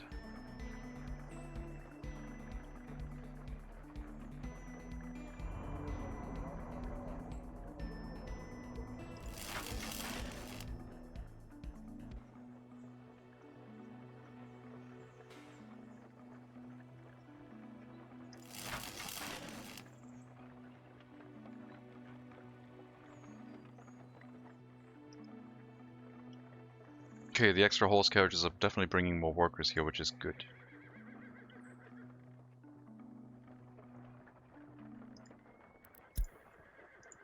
But now we're probably running into the issue that maybe the feeding of the horses could be too much to handle. So I might need a dedicated line of horse carriages just bringing a horse feed to all the refueling stations. Now the game calculates the Republic's total productive capacity for working out loan limits and maybe foreign worker rates, but I've never read about it being used in the resource-specific market price calculation. Well, the buildings aren't done yet. They have been here for a while.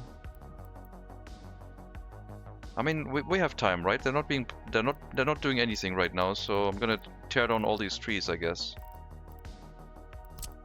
Means I can't really replant them until I load a save game, I guess, but I don't think we're going to be doing any logging anytime soon anyway.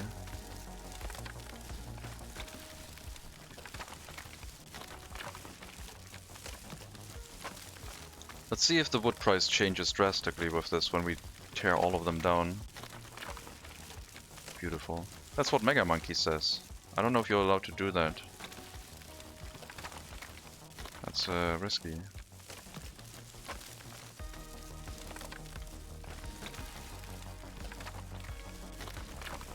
So I guess this is for science now.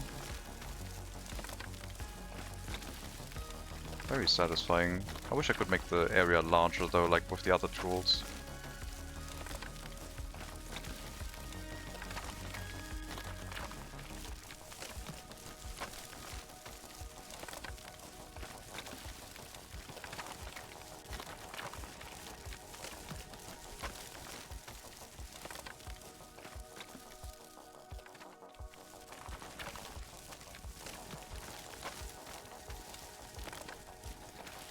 Sadly, has a lot of trees in his republic, so I'm not sure what the wood prices are in there. But maybe it's just wood or trees inside the range of logging camps or something like that.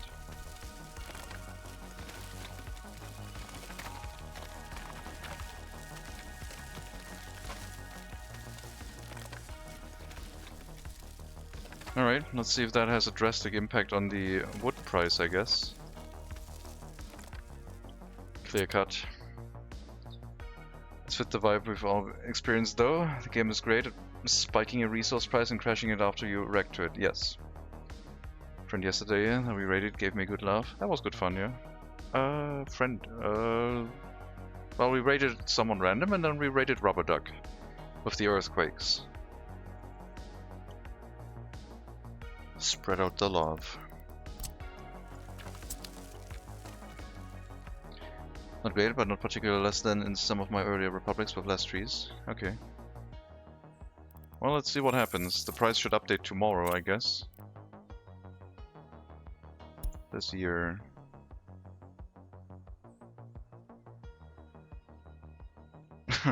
For a moment there, it was thinking about creating that. There was like a single frame where it was like spiking really hard, and then it was like, nope, let's keep it normal. Let's not make it like I don't know if you saw that frame, but it was like, it looked like it was wanted to go all the way to like the top of it.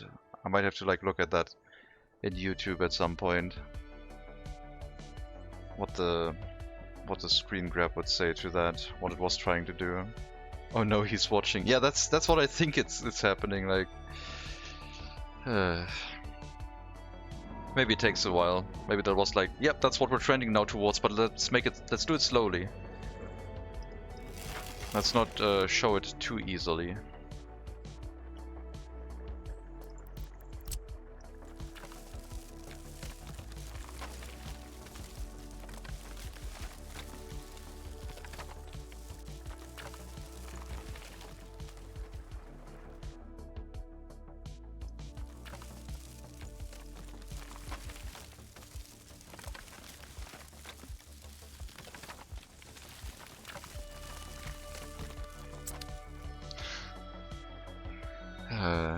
I really thought it was going to jump all the way, and then I saw it for like a split second. It was like, oh, I'm right, and then it reset back to the default price. Was like, ah, dang it. I mean, we can see what it looks like in the, if it shows like at the end of April again. If it does like the whole funny thing again for a split second. It might be too short to show on stream, but I hope it did. On YouTube it should show then. Let's see, the day is gonna end now. No jump this time. So it seems like the drastic change in trees had some impact. It only behaved that weirdly when we removed all the trees, I guess. Young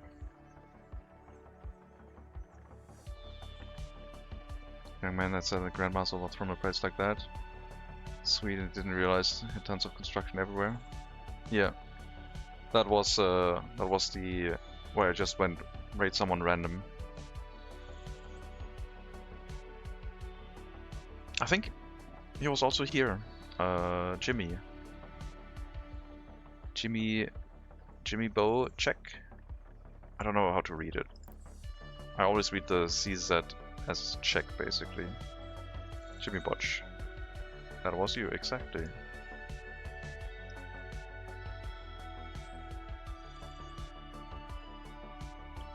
Often now you're importing wood, boards, and chemicals, electronic components. Not a lot of electronic components, no chemicals right now. Boards regularly because of rail construction. Wood, no imports.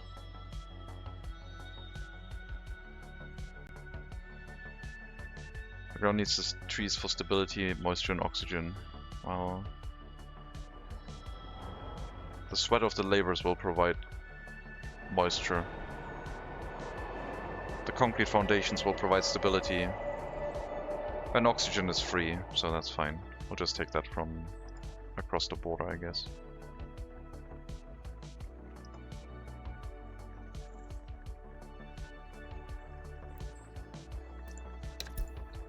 Let's bring more workers in the rail construction office and see if we can get this built. Is the other rail construction office ongoing here now? What are you doing?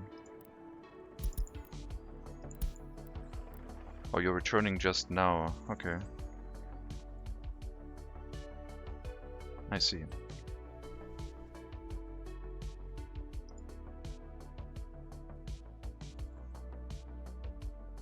Hello, Pion. Welcome. We're approaching the last hour of the stream, just letting everyone know. I wonder if Lucky Leader is going to stream long today. On a Sunday, it makes sense, I guess. He's apparently having a Lincoln emote, listening to some sweet sounds. Sorry, Mega Monkey. But yeah, I think afternoon stream is going to be something not as workers and resourcey. I say that. I also said the noon stream wouldn't be workers and resourcey, and look where we are now. But yeah, I want to get started with the MegaCity. It's like so laborious. Project 7 or Rubber Duck set up like an exquisite, elaborate plan for like a large city, and I have like drawn like wooden paths and a train track to the center of the map, and waiting for that to get built. I just like using the sad emotes. Yeah, me too. Like the Poro sad emote. It's very sad.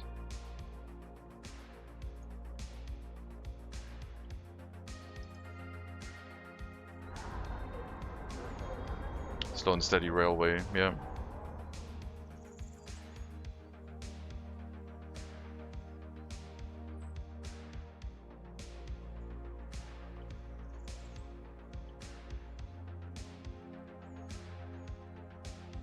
The amount of manpower we're gonna import is gonna go up, which means we're gonna have less money.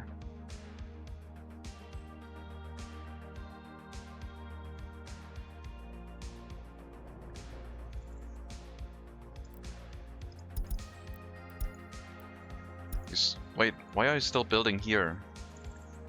I guess low priority doesn't mean cancel. I mean, I guess it's fine. Oh, you're on the next track, which is now medium priority again. Sure. No, it's fine. Both built this way, I guess. Then you can build this way. I'll set up the coaling station. And start dumping passengers to the other track once we have a connection to the coaling station, I guess.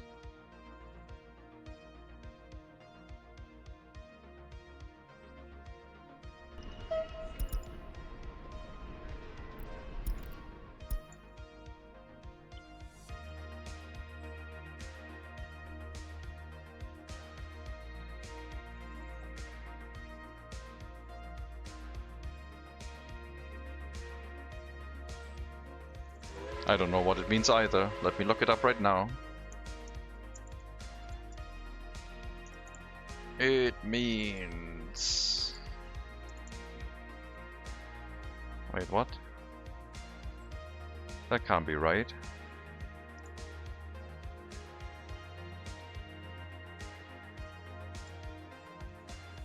What the hell is that word? Canada Berlin is a brand specializing in decorating modern and children clocks. I don't think that is what it means, so I have no idea. Contour. Ah. Contour? Children clocks? Yeah, apparently. Quality of being open, honest, sincere, straightforward in speech and expression.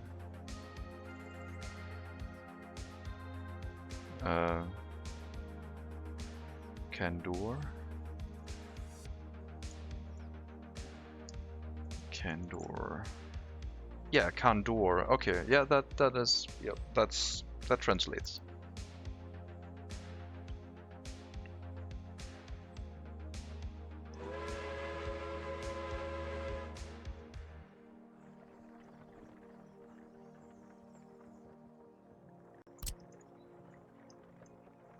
Okay.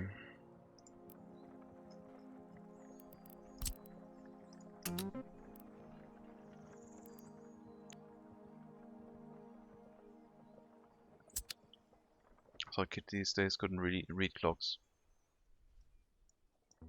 Hmm.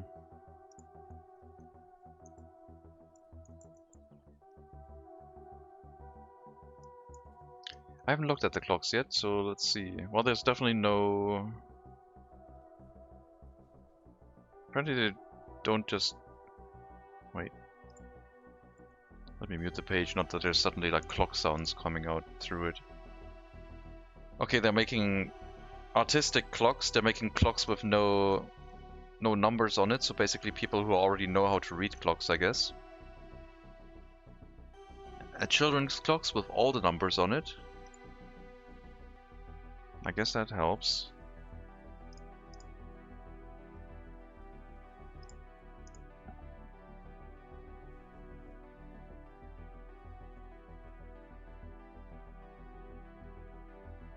Digital ones. Well, they're making analog clocks, I guess. So sounds fancy. It looks fancy. Even the children clocks looks way too fancy, but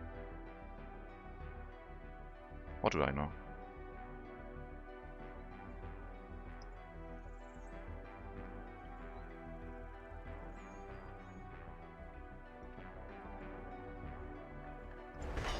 Okay, put this on low priority, go work on the other train track. This time I have assigned it. specifically to you, so you can build the train track going to the border, because we also need to do some demolition. And afterwards maybe build the train track leading to the coaling station for the passenger train to run. And then we can maybe even run rail construction with more workers out this direction.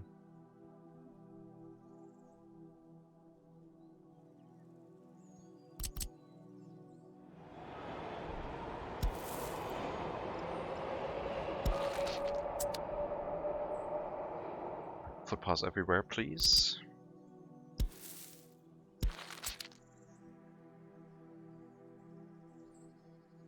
I wouldn't have known the other word either. Just, I was able to translate it, I guess, correctly. They have GPSs in them. Don't really like all that stuff unless they're for real purpose, not tracking children. Don't know. Wind the clock, that is fine also. I don't think GPS tracks anything other than it can communicate to a satellite to find its position, basically. I don't think GPS sends anything out. Someone correct me if I'm wrong. It's like a radio, I guess, in that regard. Like the GPS is available to be used. You don't need bidirectional communication for GPS, I don't think. Oh no, wait, you do, don't you? How does GPS work? Okay, no, I'm not gonna go down that rabbit hole now. That's fine. I didn't ask a question. I was just thinking out loud. I thought GPS was a system that only needed one direction communication. Yes, it's used to set the time, but does the GPS have to like send data to the GPS system so it receives a reply, or is it just using the GPS whatever to set itself? Does it work like a radio, or does it work like the internet?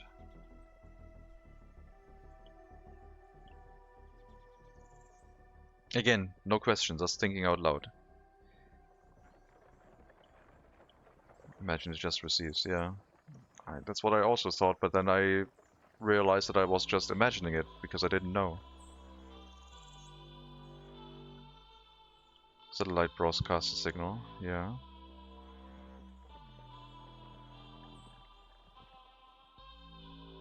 Another classic dust side quest discussion, yeah. Yes, it broadcasts a signal. I mean, it has to broadcast... I guess it is probably multiple satellites broadcasting a signal, and depending on how, at which like interval you receive them is when you can determine like your, what is it, latitude or longitude? One of them, like the left to right one. 3 or more satellites, yeah. So you can triangulate your position. Yeah, but for setting clocks, okay, there's also a difference in time zones depending on up and down, but I was mostly thinking left and right.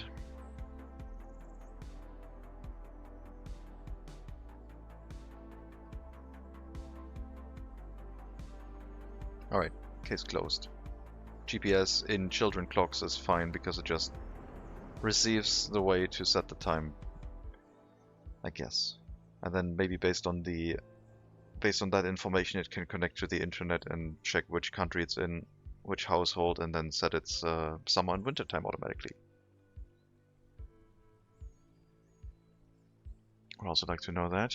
Needed to check in order to purchase a proper cat tracking device that would work in areas with low data signal coverage. Guess the satellite knows what time it is, so you could get in time info from them. No, I think the satellite only knows what... The satellite only says they're in this location right now, and they know the time. So they're broadcasting their location, I guess, and the time that that location is in currently, or something like that. It's like a... GPS is, I guess, a world-spanning group of satellites that always allows you to connect to 3 GPS satellites to pinpoint your location on the world. And then from that information, you should be able to determine internally what time you have. I don't think they give you summer and winter time information.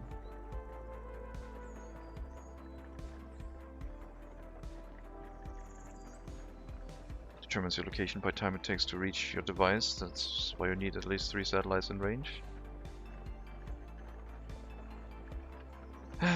Okay, well, let the discussion go wild, I guess.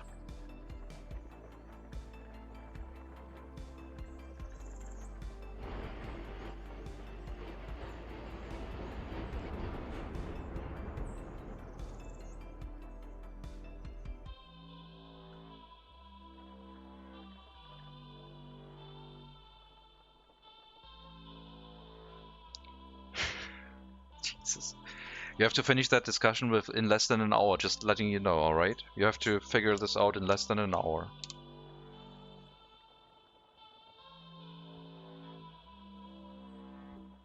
Oh, you take that discussion to Lucky Leader when we raid him. He's gonna be thrilled about like having suddenly a GPS discussion popping up in his chat. I should have started that way later, I guess. Should have thought about that later. That would be so funny, like suddenly people show up in Lucky Leader's chat and they're like, how does GPS work? We want to know because of the children's clocks. What the hell are you talking about? Oh, speaking of trees, wood price? That's going back up a bit. That's a I really gotta test that. Like, see if it like does the same fluctuation again if I do like plant a ton of trees and then remove them all. Trees protect us. Well, first you want to save the children, now you want to save the trees. What the hell? I mean, I'm pretty sure we're all just reading the wiki. I mean, knowledge is all about reading and then figuring out if what you read is what you understand correctly. And in a team effort, I guess that works quite well. Construction rate is stable? It looks stable. It's slow but steady, and now we have more workers here too, which is good. Might be even able to increase the amount of workers in the fire station so nothing can burn down.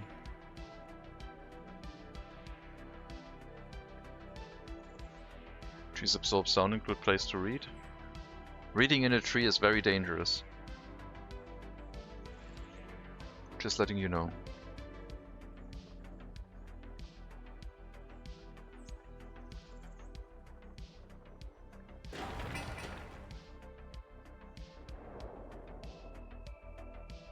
Transmitters base their time off atomic clocks.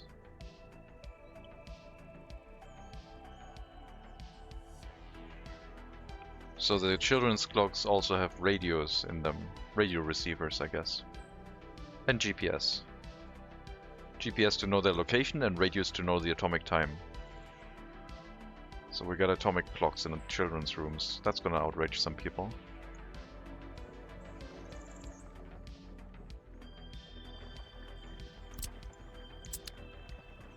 GPS is a radio receiver? You can't say that in my chat.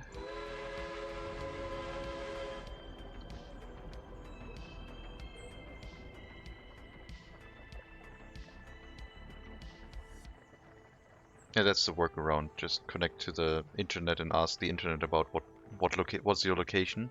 Ask the GPS. Okay, what's my time?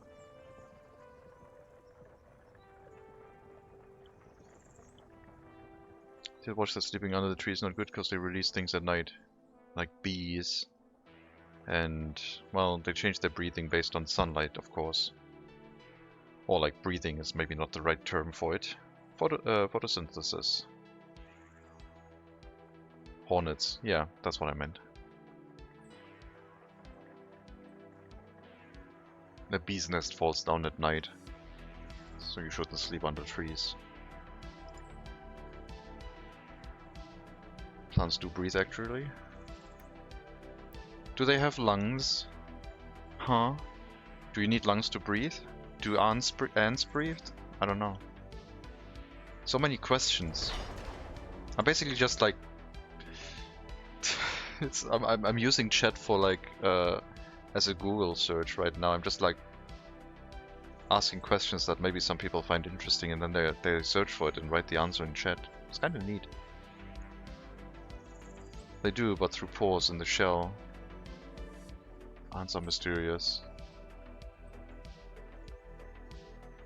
Is it breathing? Or is that something else then? Do cells breathe if they absorb oxygen through the cell walls?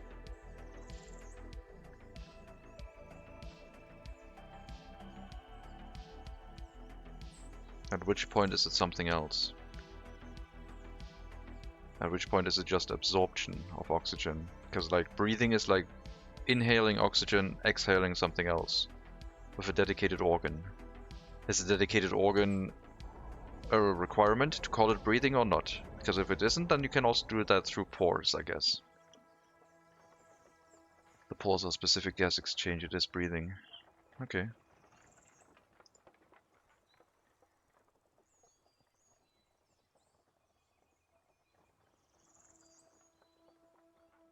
I don't trust chat.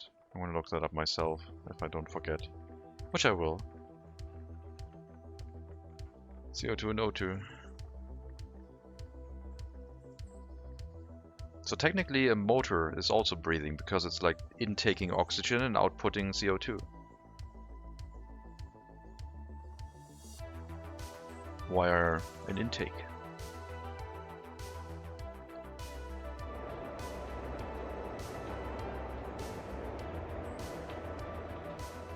Put my coffee on the ground today to record some car videos, and when I picked it up, 2 ants had decided to go for a swim in my caffeine water. Oh god, they probably...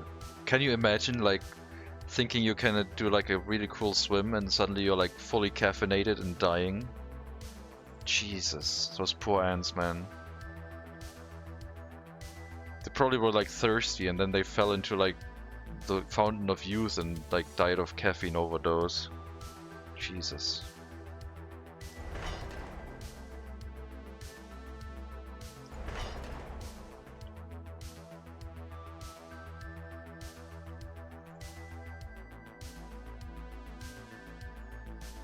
Ants love sugar and can trace sugar for very long ways.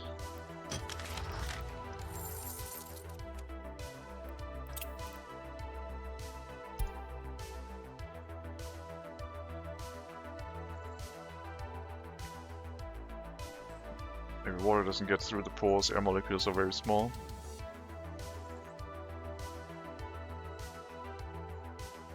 Yeah, I don't know the definition of breathing. I was just assuming it's not just the intake and the inhaling, the exhaling, but also the... I mean, the lung does the same thing what you're describing, like taking the specific content of the air out of the air, putting it through the lungs into the bloodstream, and then dumping the CO2 back through the bloodstream into the lungs, out exhaling. Very scientific, I know. But I don't know if the process of like what the lung is doing is breathing, or what the human body is doing to get the air into the lungs is breathing, or if it's both.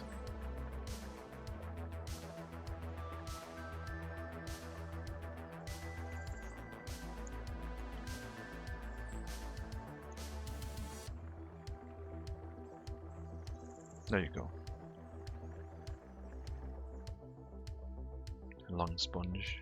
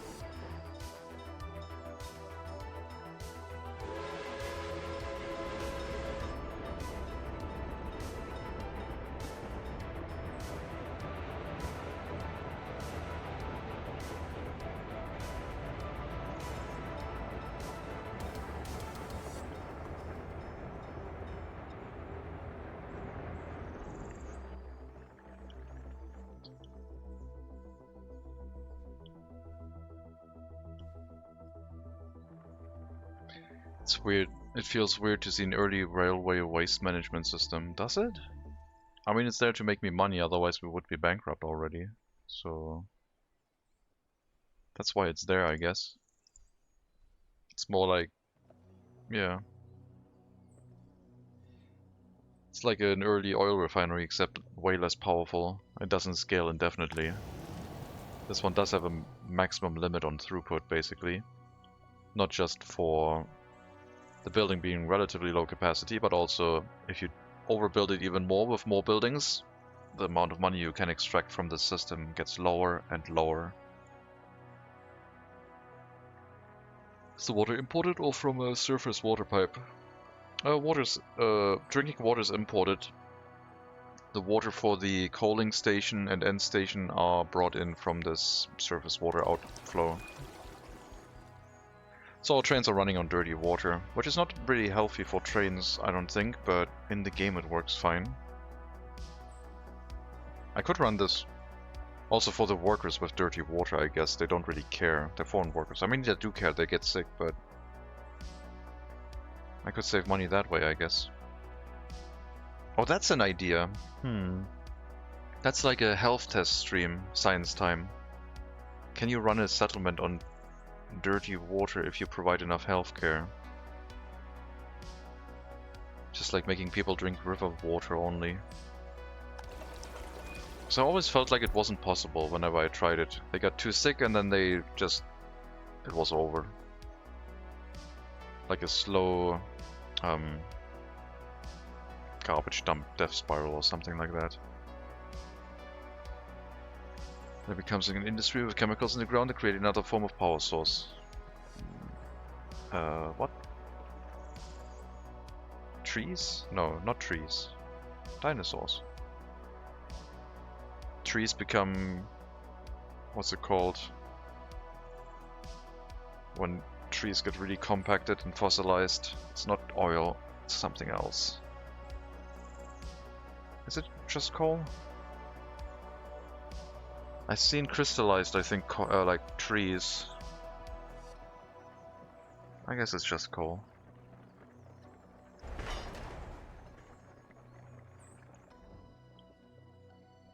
What am I thinking of?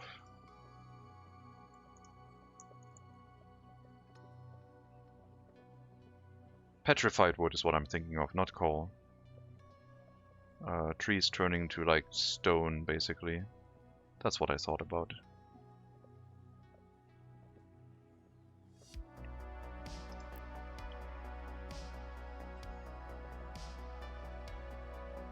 Have you searched for oil? No, I have not. Oil price wasn't looking that good.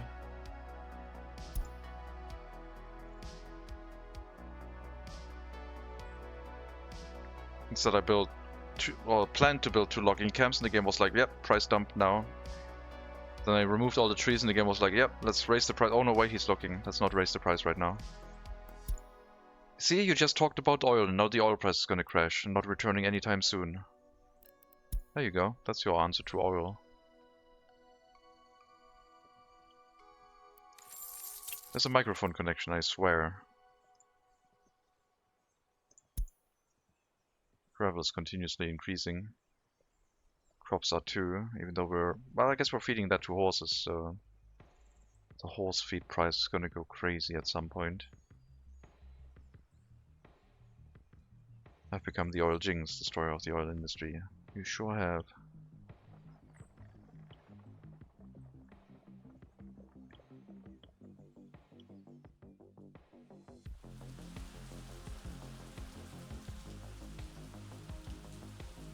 The horses are already crazy, yeah.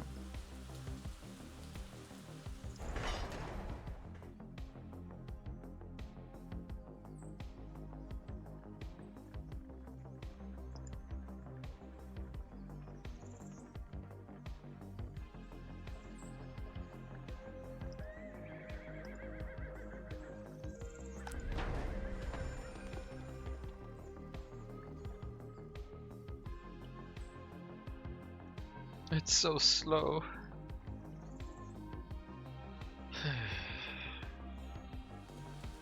Should I put up a vote and ask if we buy a faster rail construction vehicle? It would mean we would have to go into debt though. I don't want to go into debt before we even have like started building a city.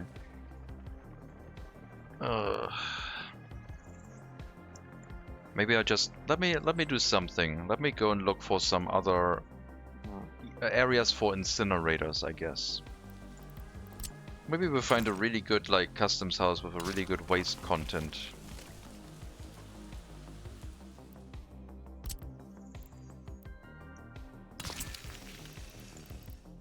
gonna have to spend some money on this because they will not sell back. I'm gonna sample some of the waste here. Only 10%, please. Don't overfill this thing.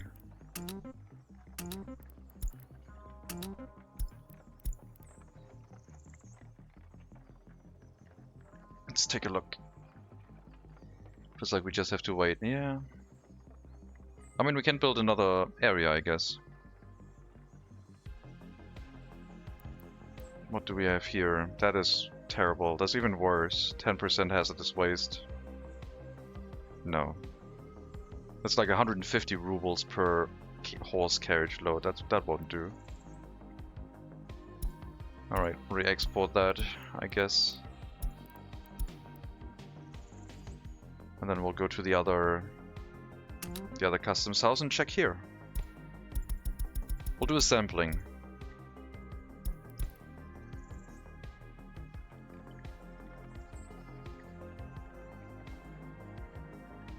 How close can people live near plant and not get sick? Like a mile away? About, yeah. Depends on the plant, like some are not that polluting, but the largest incinerator is pretty bad. I hope you can get to the customs house over there to test it. I don't want to have to spend another 1,000 rubles. While you're running that route, let's check this one, I guess. There's also 2 here, apparently.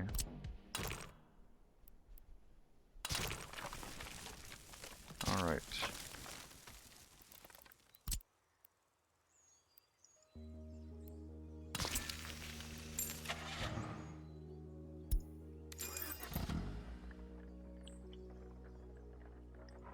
Alright. Go here, 10% hazardous waste. And then we'll make you unload it again. We just need to check what it is. Gotta be quick on the pause button, I guess. So, what do you have? That one is fully incineratable and has 25% hazardous waste. That is like the winner right now. That thing is really good. That's gonna be like 400 rubles per ton, per horse carriage load. Pretty good.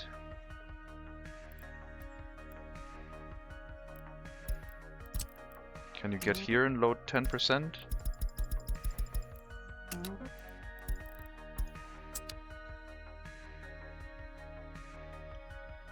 Did you make it?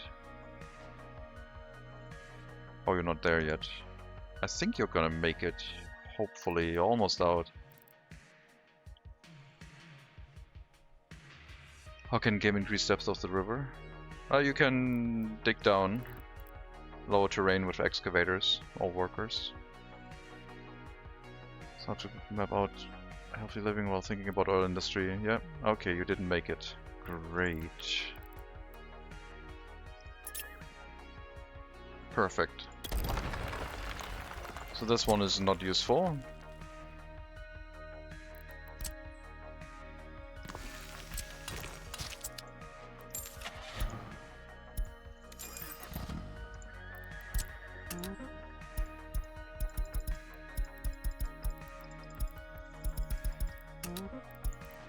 Give me 10% on that building, please. What's the other one gonna look like? Are you gonna make this one? Or are you gonna run into the same issue as the other horse carriage? You might make it. Looks more promising.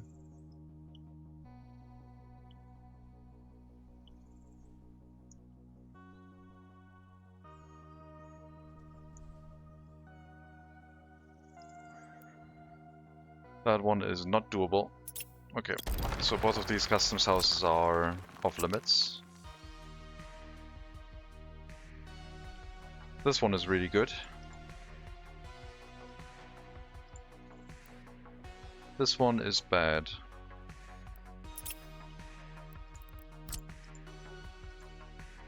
So this one currently is the winner, I guess.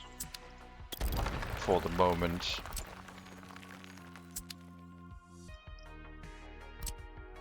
I forgot what waste it had, but it definitely had 25% hazardous and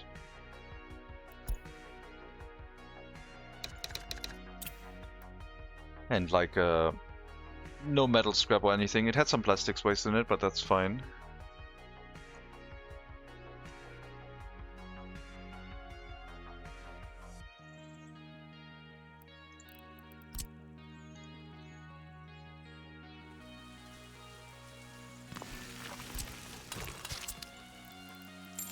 We're basically prospecting the customs houses right now.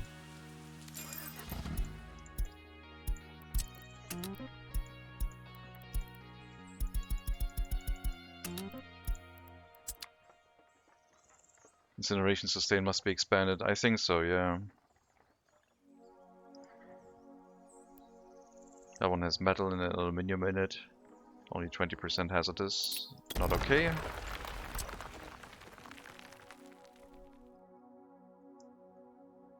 That leaves a lot of, like, there's like 4 customs houses left, I guess. Can't import hazardous waste from the western border. If this is gonna be really good, that would be kinda awesome, because this could be another, like, rail-connected customs house in the future.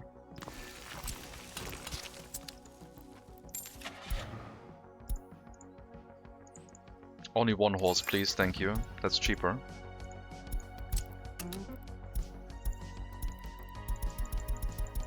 Way cheaper.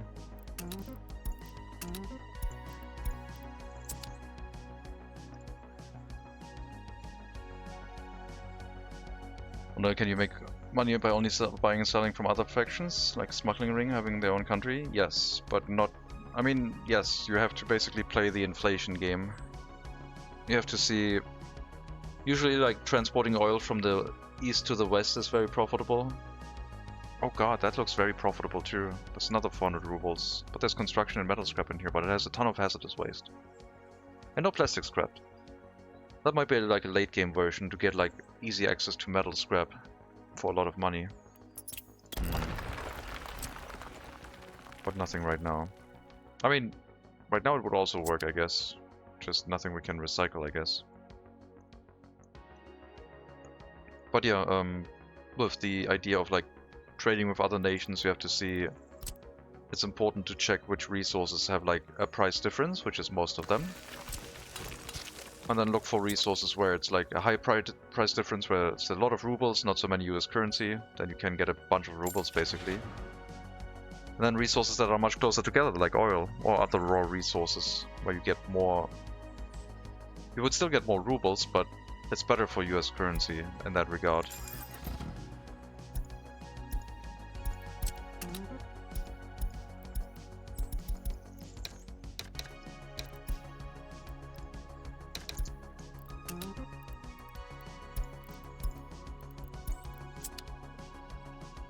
Waste prospecting, yep.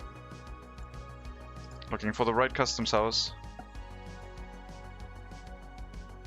That one's not as good, money-wise. It has a ton of resources in it. Nope.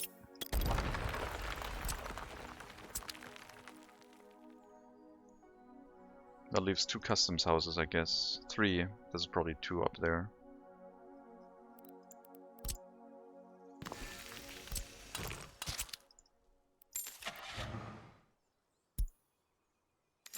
Yeah, if I had 2 horses, it would double the price of this thing.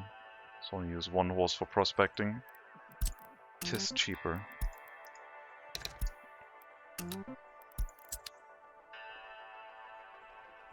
Hello, what exactly is your goal? Our goal? Our goal is to build a city in the center of the map, only being allowed to build 1 city, starting out at the center, at the exact center of the map. And surviving until then with enough money. That's currently the problem. Okay, that's not a lot of money as well.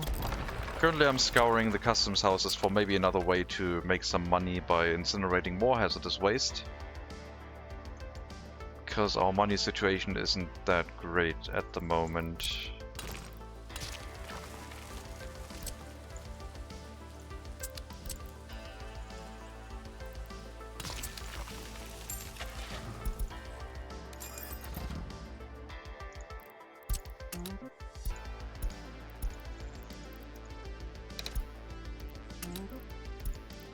So we're doing some waste prospecting, seeing which customs houses have the best hazardous waste to incinerate.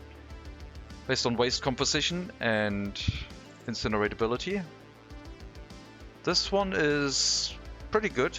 It has construction waste in it, but only construction waste. That one is 500 rubles per ton. This one is a winner currently. Wait until unloaded, then load 10% hazardous waste and check this customs house now. This one is really good too. This is better than the other one. There's more hazardous waste in here, I think. To earn more from the waste import than the mixed waste export. Want to earn more exporting it if it contains more valuable waste when exporting? The main money making is from importing hazardous waste. Okay, this is not as good. But still, lots of hazardous waste in here, I guess. I think this one wins. Doesn't have a rail connection, so... all of these are pretty good. Ideally, I wouldn't want to export anything. But here we would generate construction waste, which would have to be re-exported, but we can do that. So maybe we'll have to set up construction on this customs house then. The one in the north incinerated cleanly, which would make for a cheaper setup though.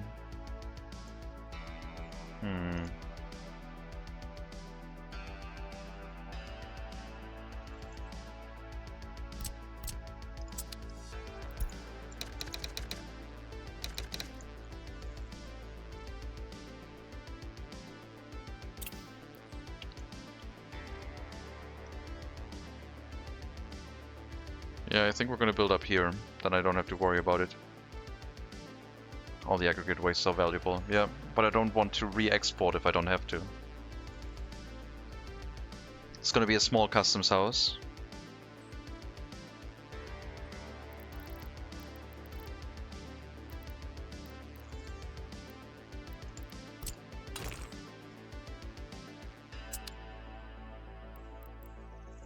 We have to help our northern brothers with some waste management.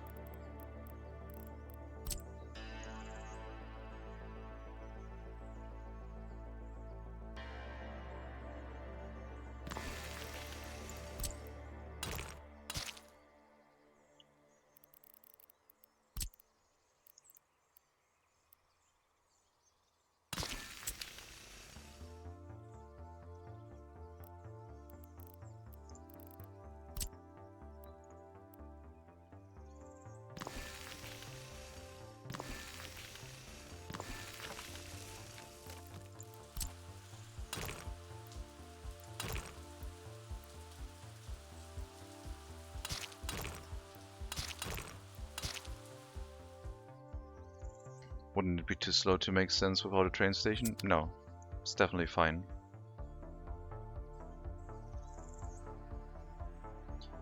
Only problem in this thing is we don't have a distribution office anymore, so I have to have like a dedicated route running, always importing not fuel, but horse feed. Unless we set up a proper horse feeder, then I can wait until unloaded, I guess.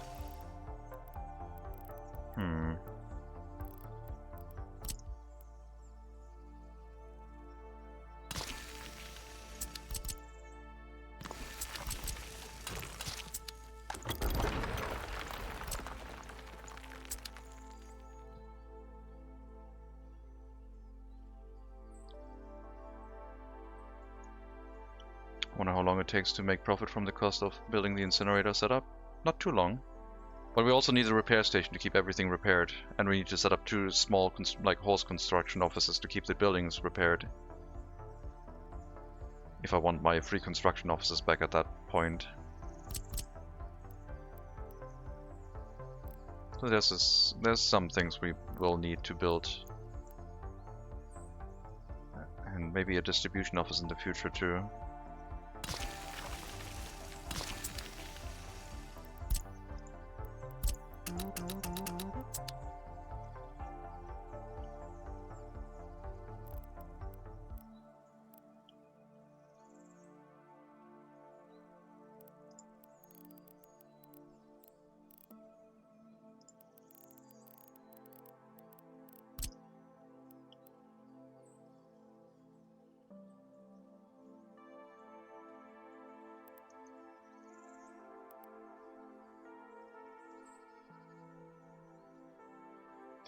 But this is going to reduce the profitability of our existing setup as well.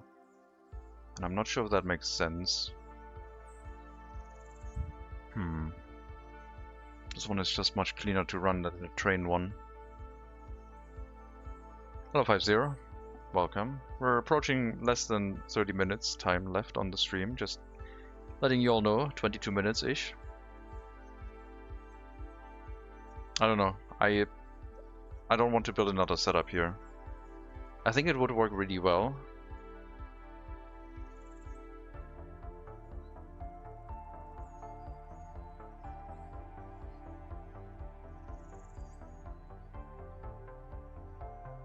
I don't know.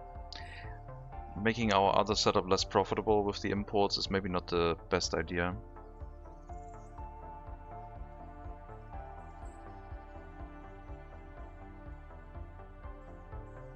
New start.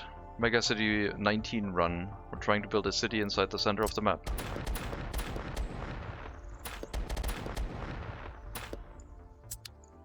I'll keep them marked, I guess, if we really need money. But we might have to explore some other means first.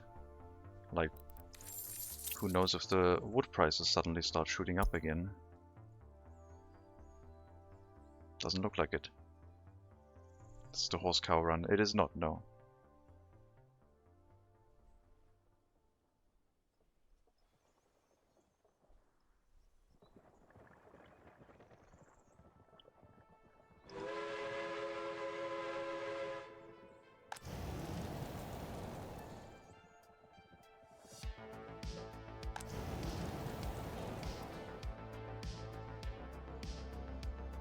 Sometimes the workers here arrive really slowly. And there's a downtime of no workers in the area, which could mean that something might burn down. Previous map is cancelled. Poland map is cancelled, yeah. This is the replacement.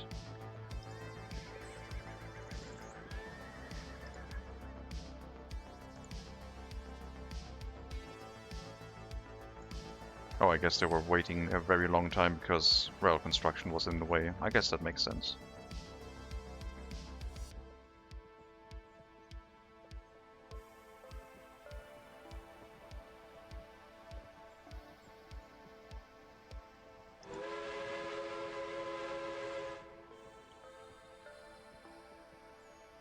Still tempted about building that university already so we can do some research, but I think it would be too early. For foreign workers that would spend a lot of money on research. Our foreign manpower cost went down, even though I'm running more horse carriages now, which is kind of interesting.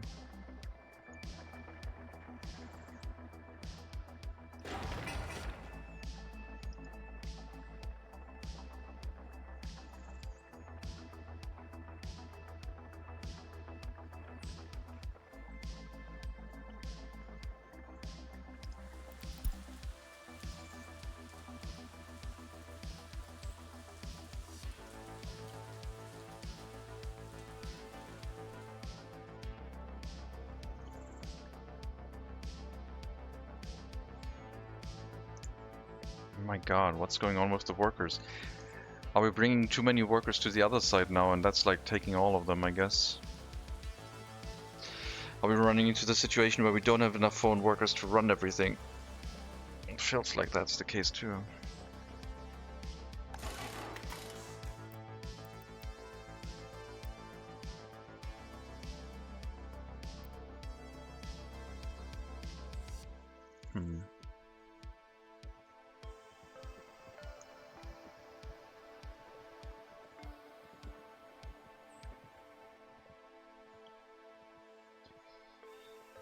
We might have to set up an auxiliary settlement if this becomes a problem, a really big problem. We might actually have to start setting up like a worker camp, like 2 villages basically, to get to the megacity.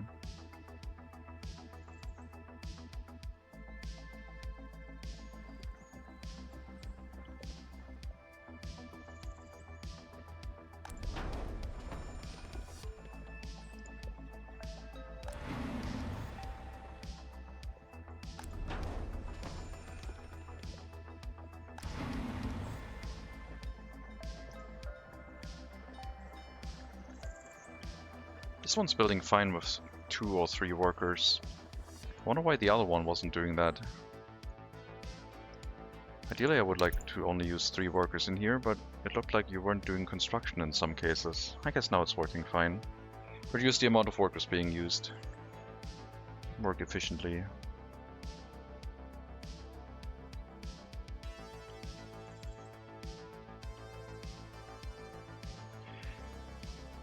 Okay, I'm gonna put this up for chat vote because I'm not gonna bumble around here for another 5 years. Unless chat wants me to. So we'll do a vote.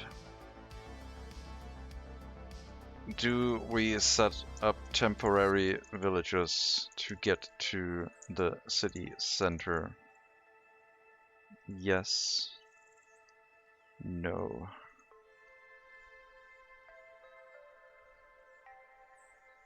Only one vote option for this one.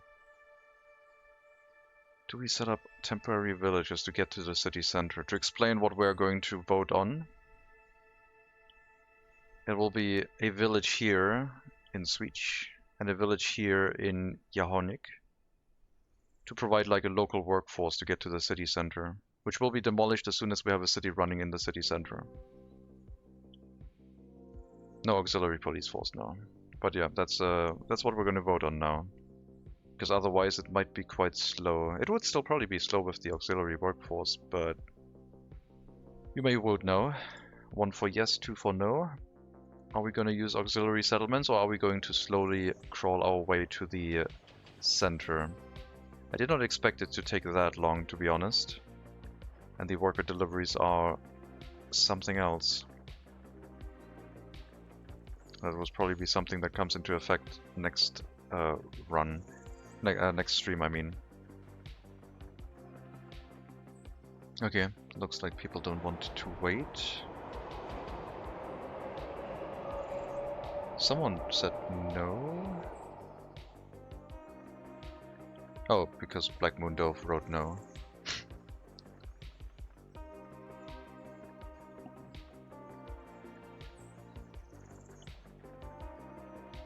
Right.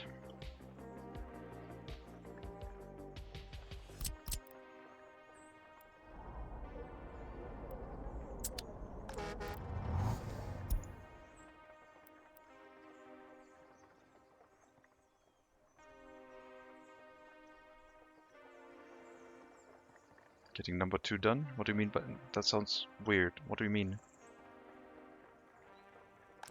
Phrasing?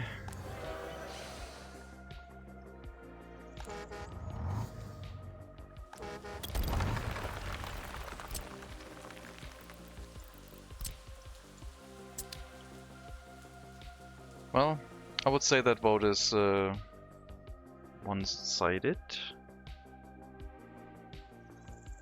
I'll leave it up for like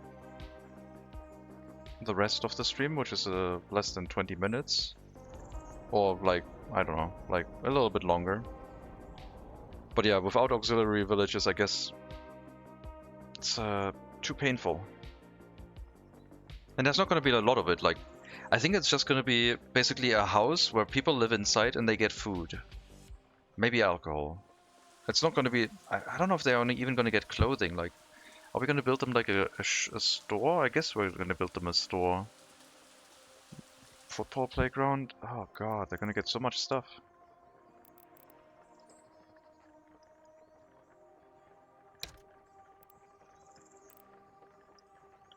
Basic amenities, that's all. Store, kiosk.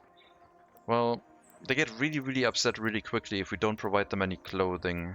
So I think it has to be like a small shopping center. Because there's no way to give them clothing in like a kiosk, unfortunately. There's no clothing kiosk.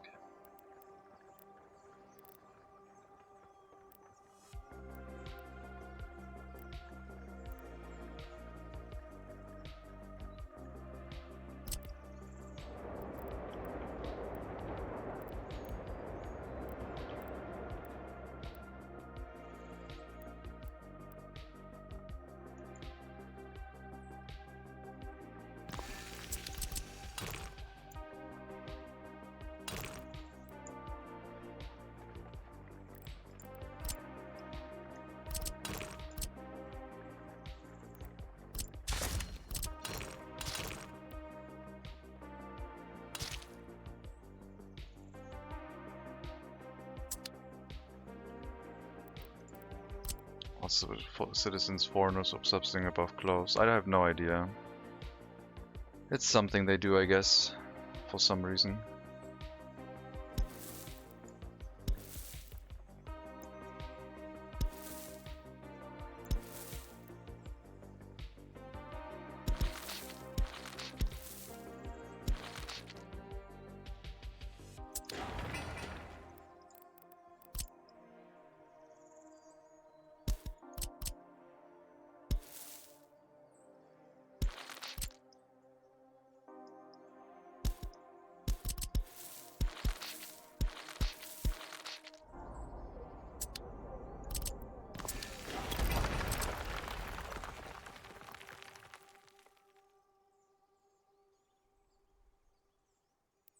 Is that lined up? Yeah, I guess it is.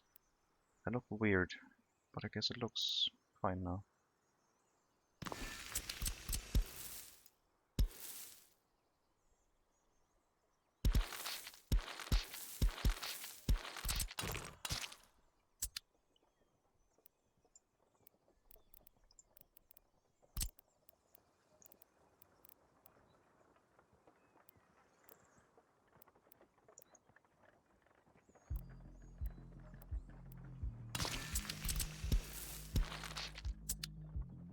I was gonna need a heating plant for them. God dang it. Oh, there's some more votes for no.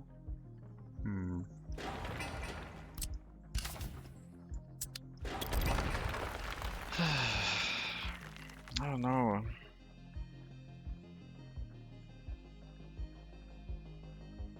If we don't provide clothing, they're gonna get upset.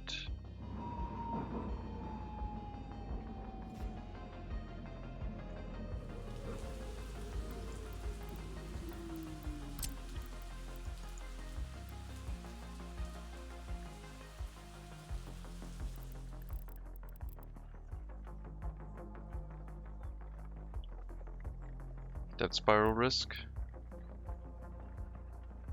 I don't think so. Maybe.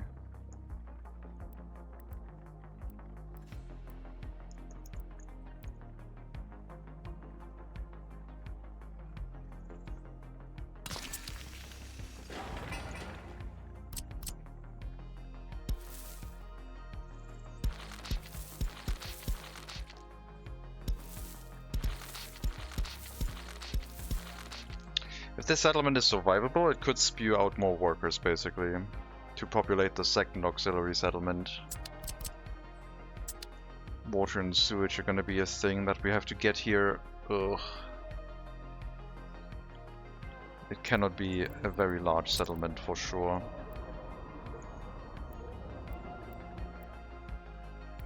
Can you disable the vote overlay? Well, it's only been 7 minutes.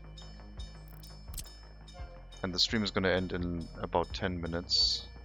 But I guess the vote is clear, so sure.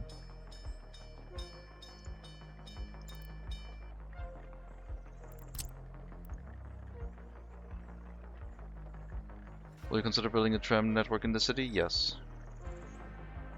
Tram is probably going to happen.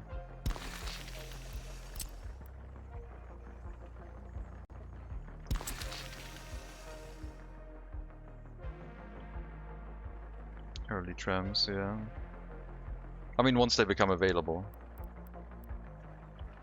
You can set up the tram roads. I mean, the city's probably going to be dirt roads and gravel roads. And then they'll upgrade to what they need to be. Okay, do we give them sport? Sure.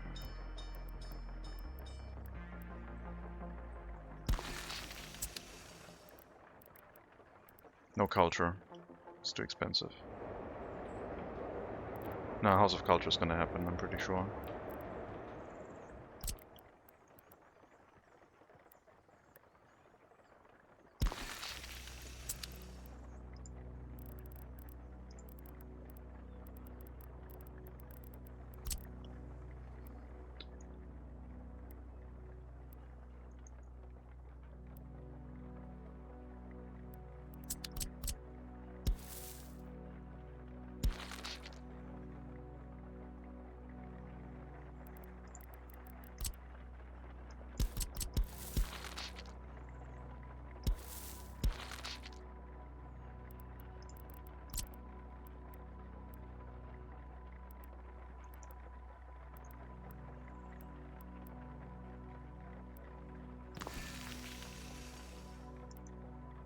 Come on, you stupid houses. Don't make me terraform.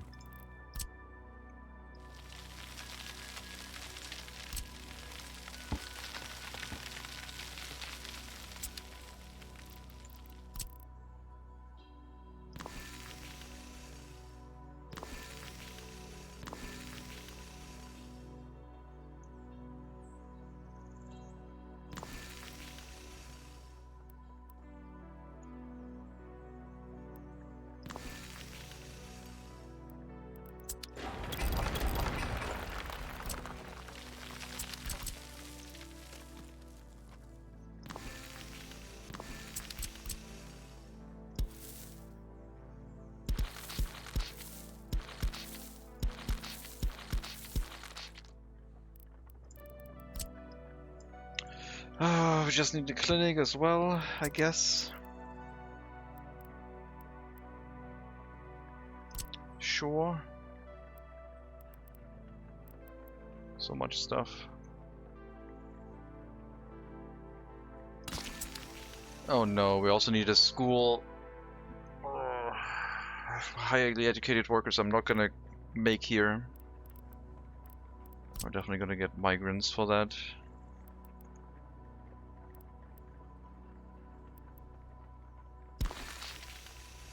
Maybe a monument. Keep the loyalty decent. The fattest monument we can think of. Thank you for the follows around, much appreciated. Welcome to the stream.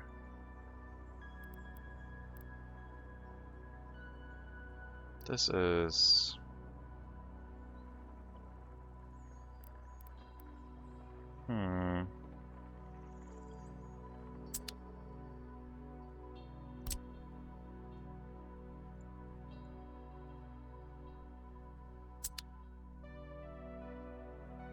No, I think it has to happen. I think it has to.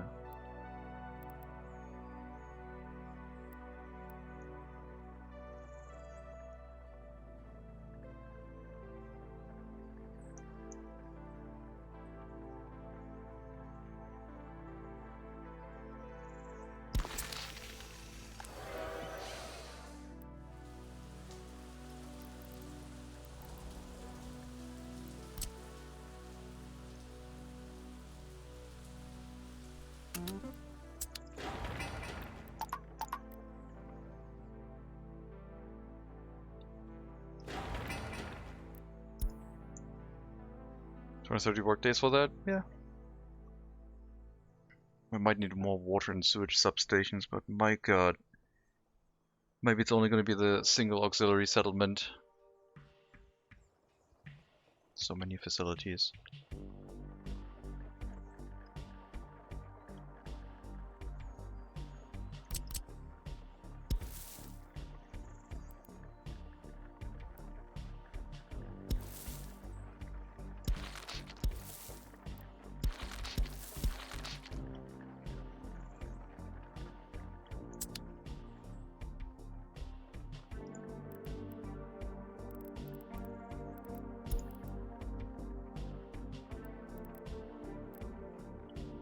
Make it out of rubber? Unlikely. Okay, we'll try and build up an auxiliary settlement on this train platform that might or might not survive. 100 citizens right now, with a plan to maybe extend the amount of people living here even further. But not much further than that.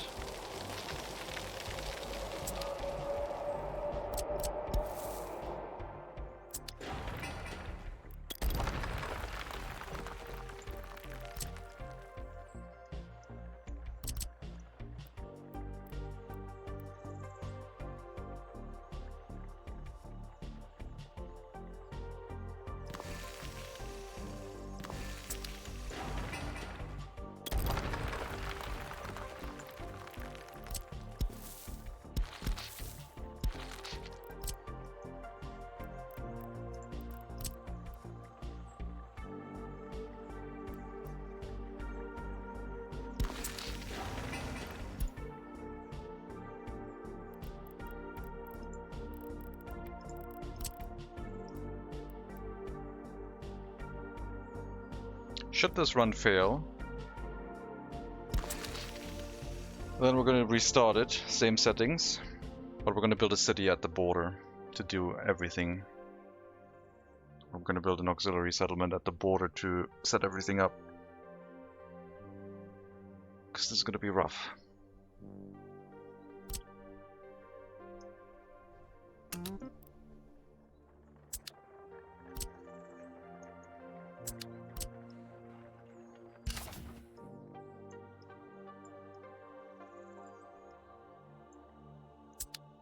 Would restart? No.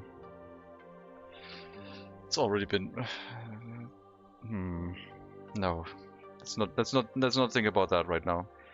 But yeah, I'm gonna have to call it. It's been 3 hours. I'm gonna try the auxiliary settlement. I guess we're not too far into the Republic yet, but yeah, I don't want to restart yet.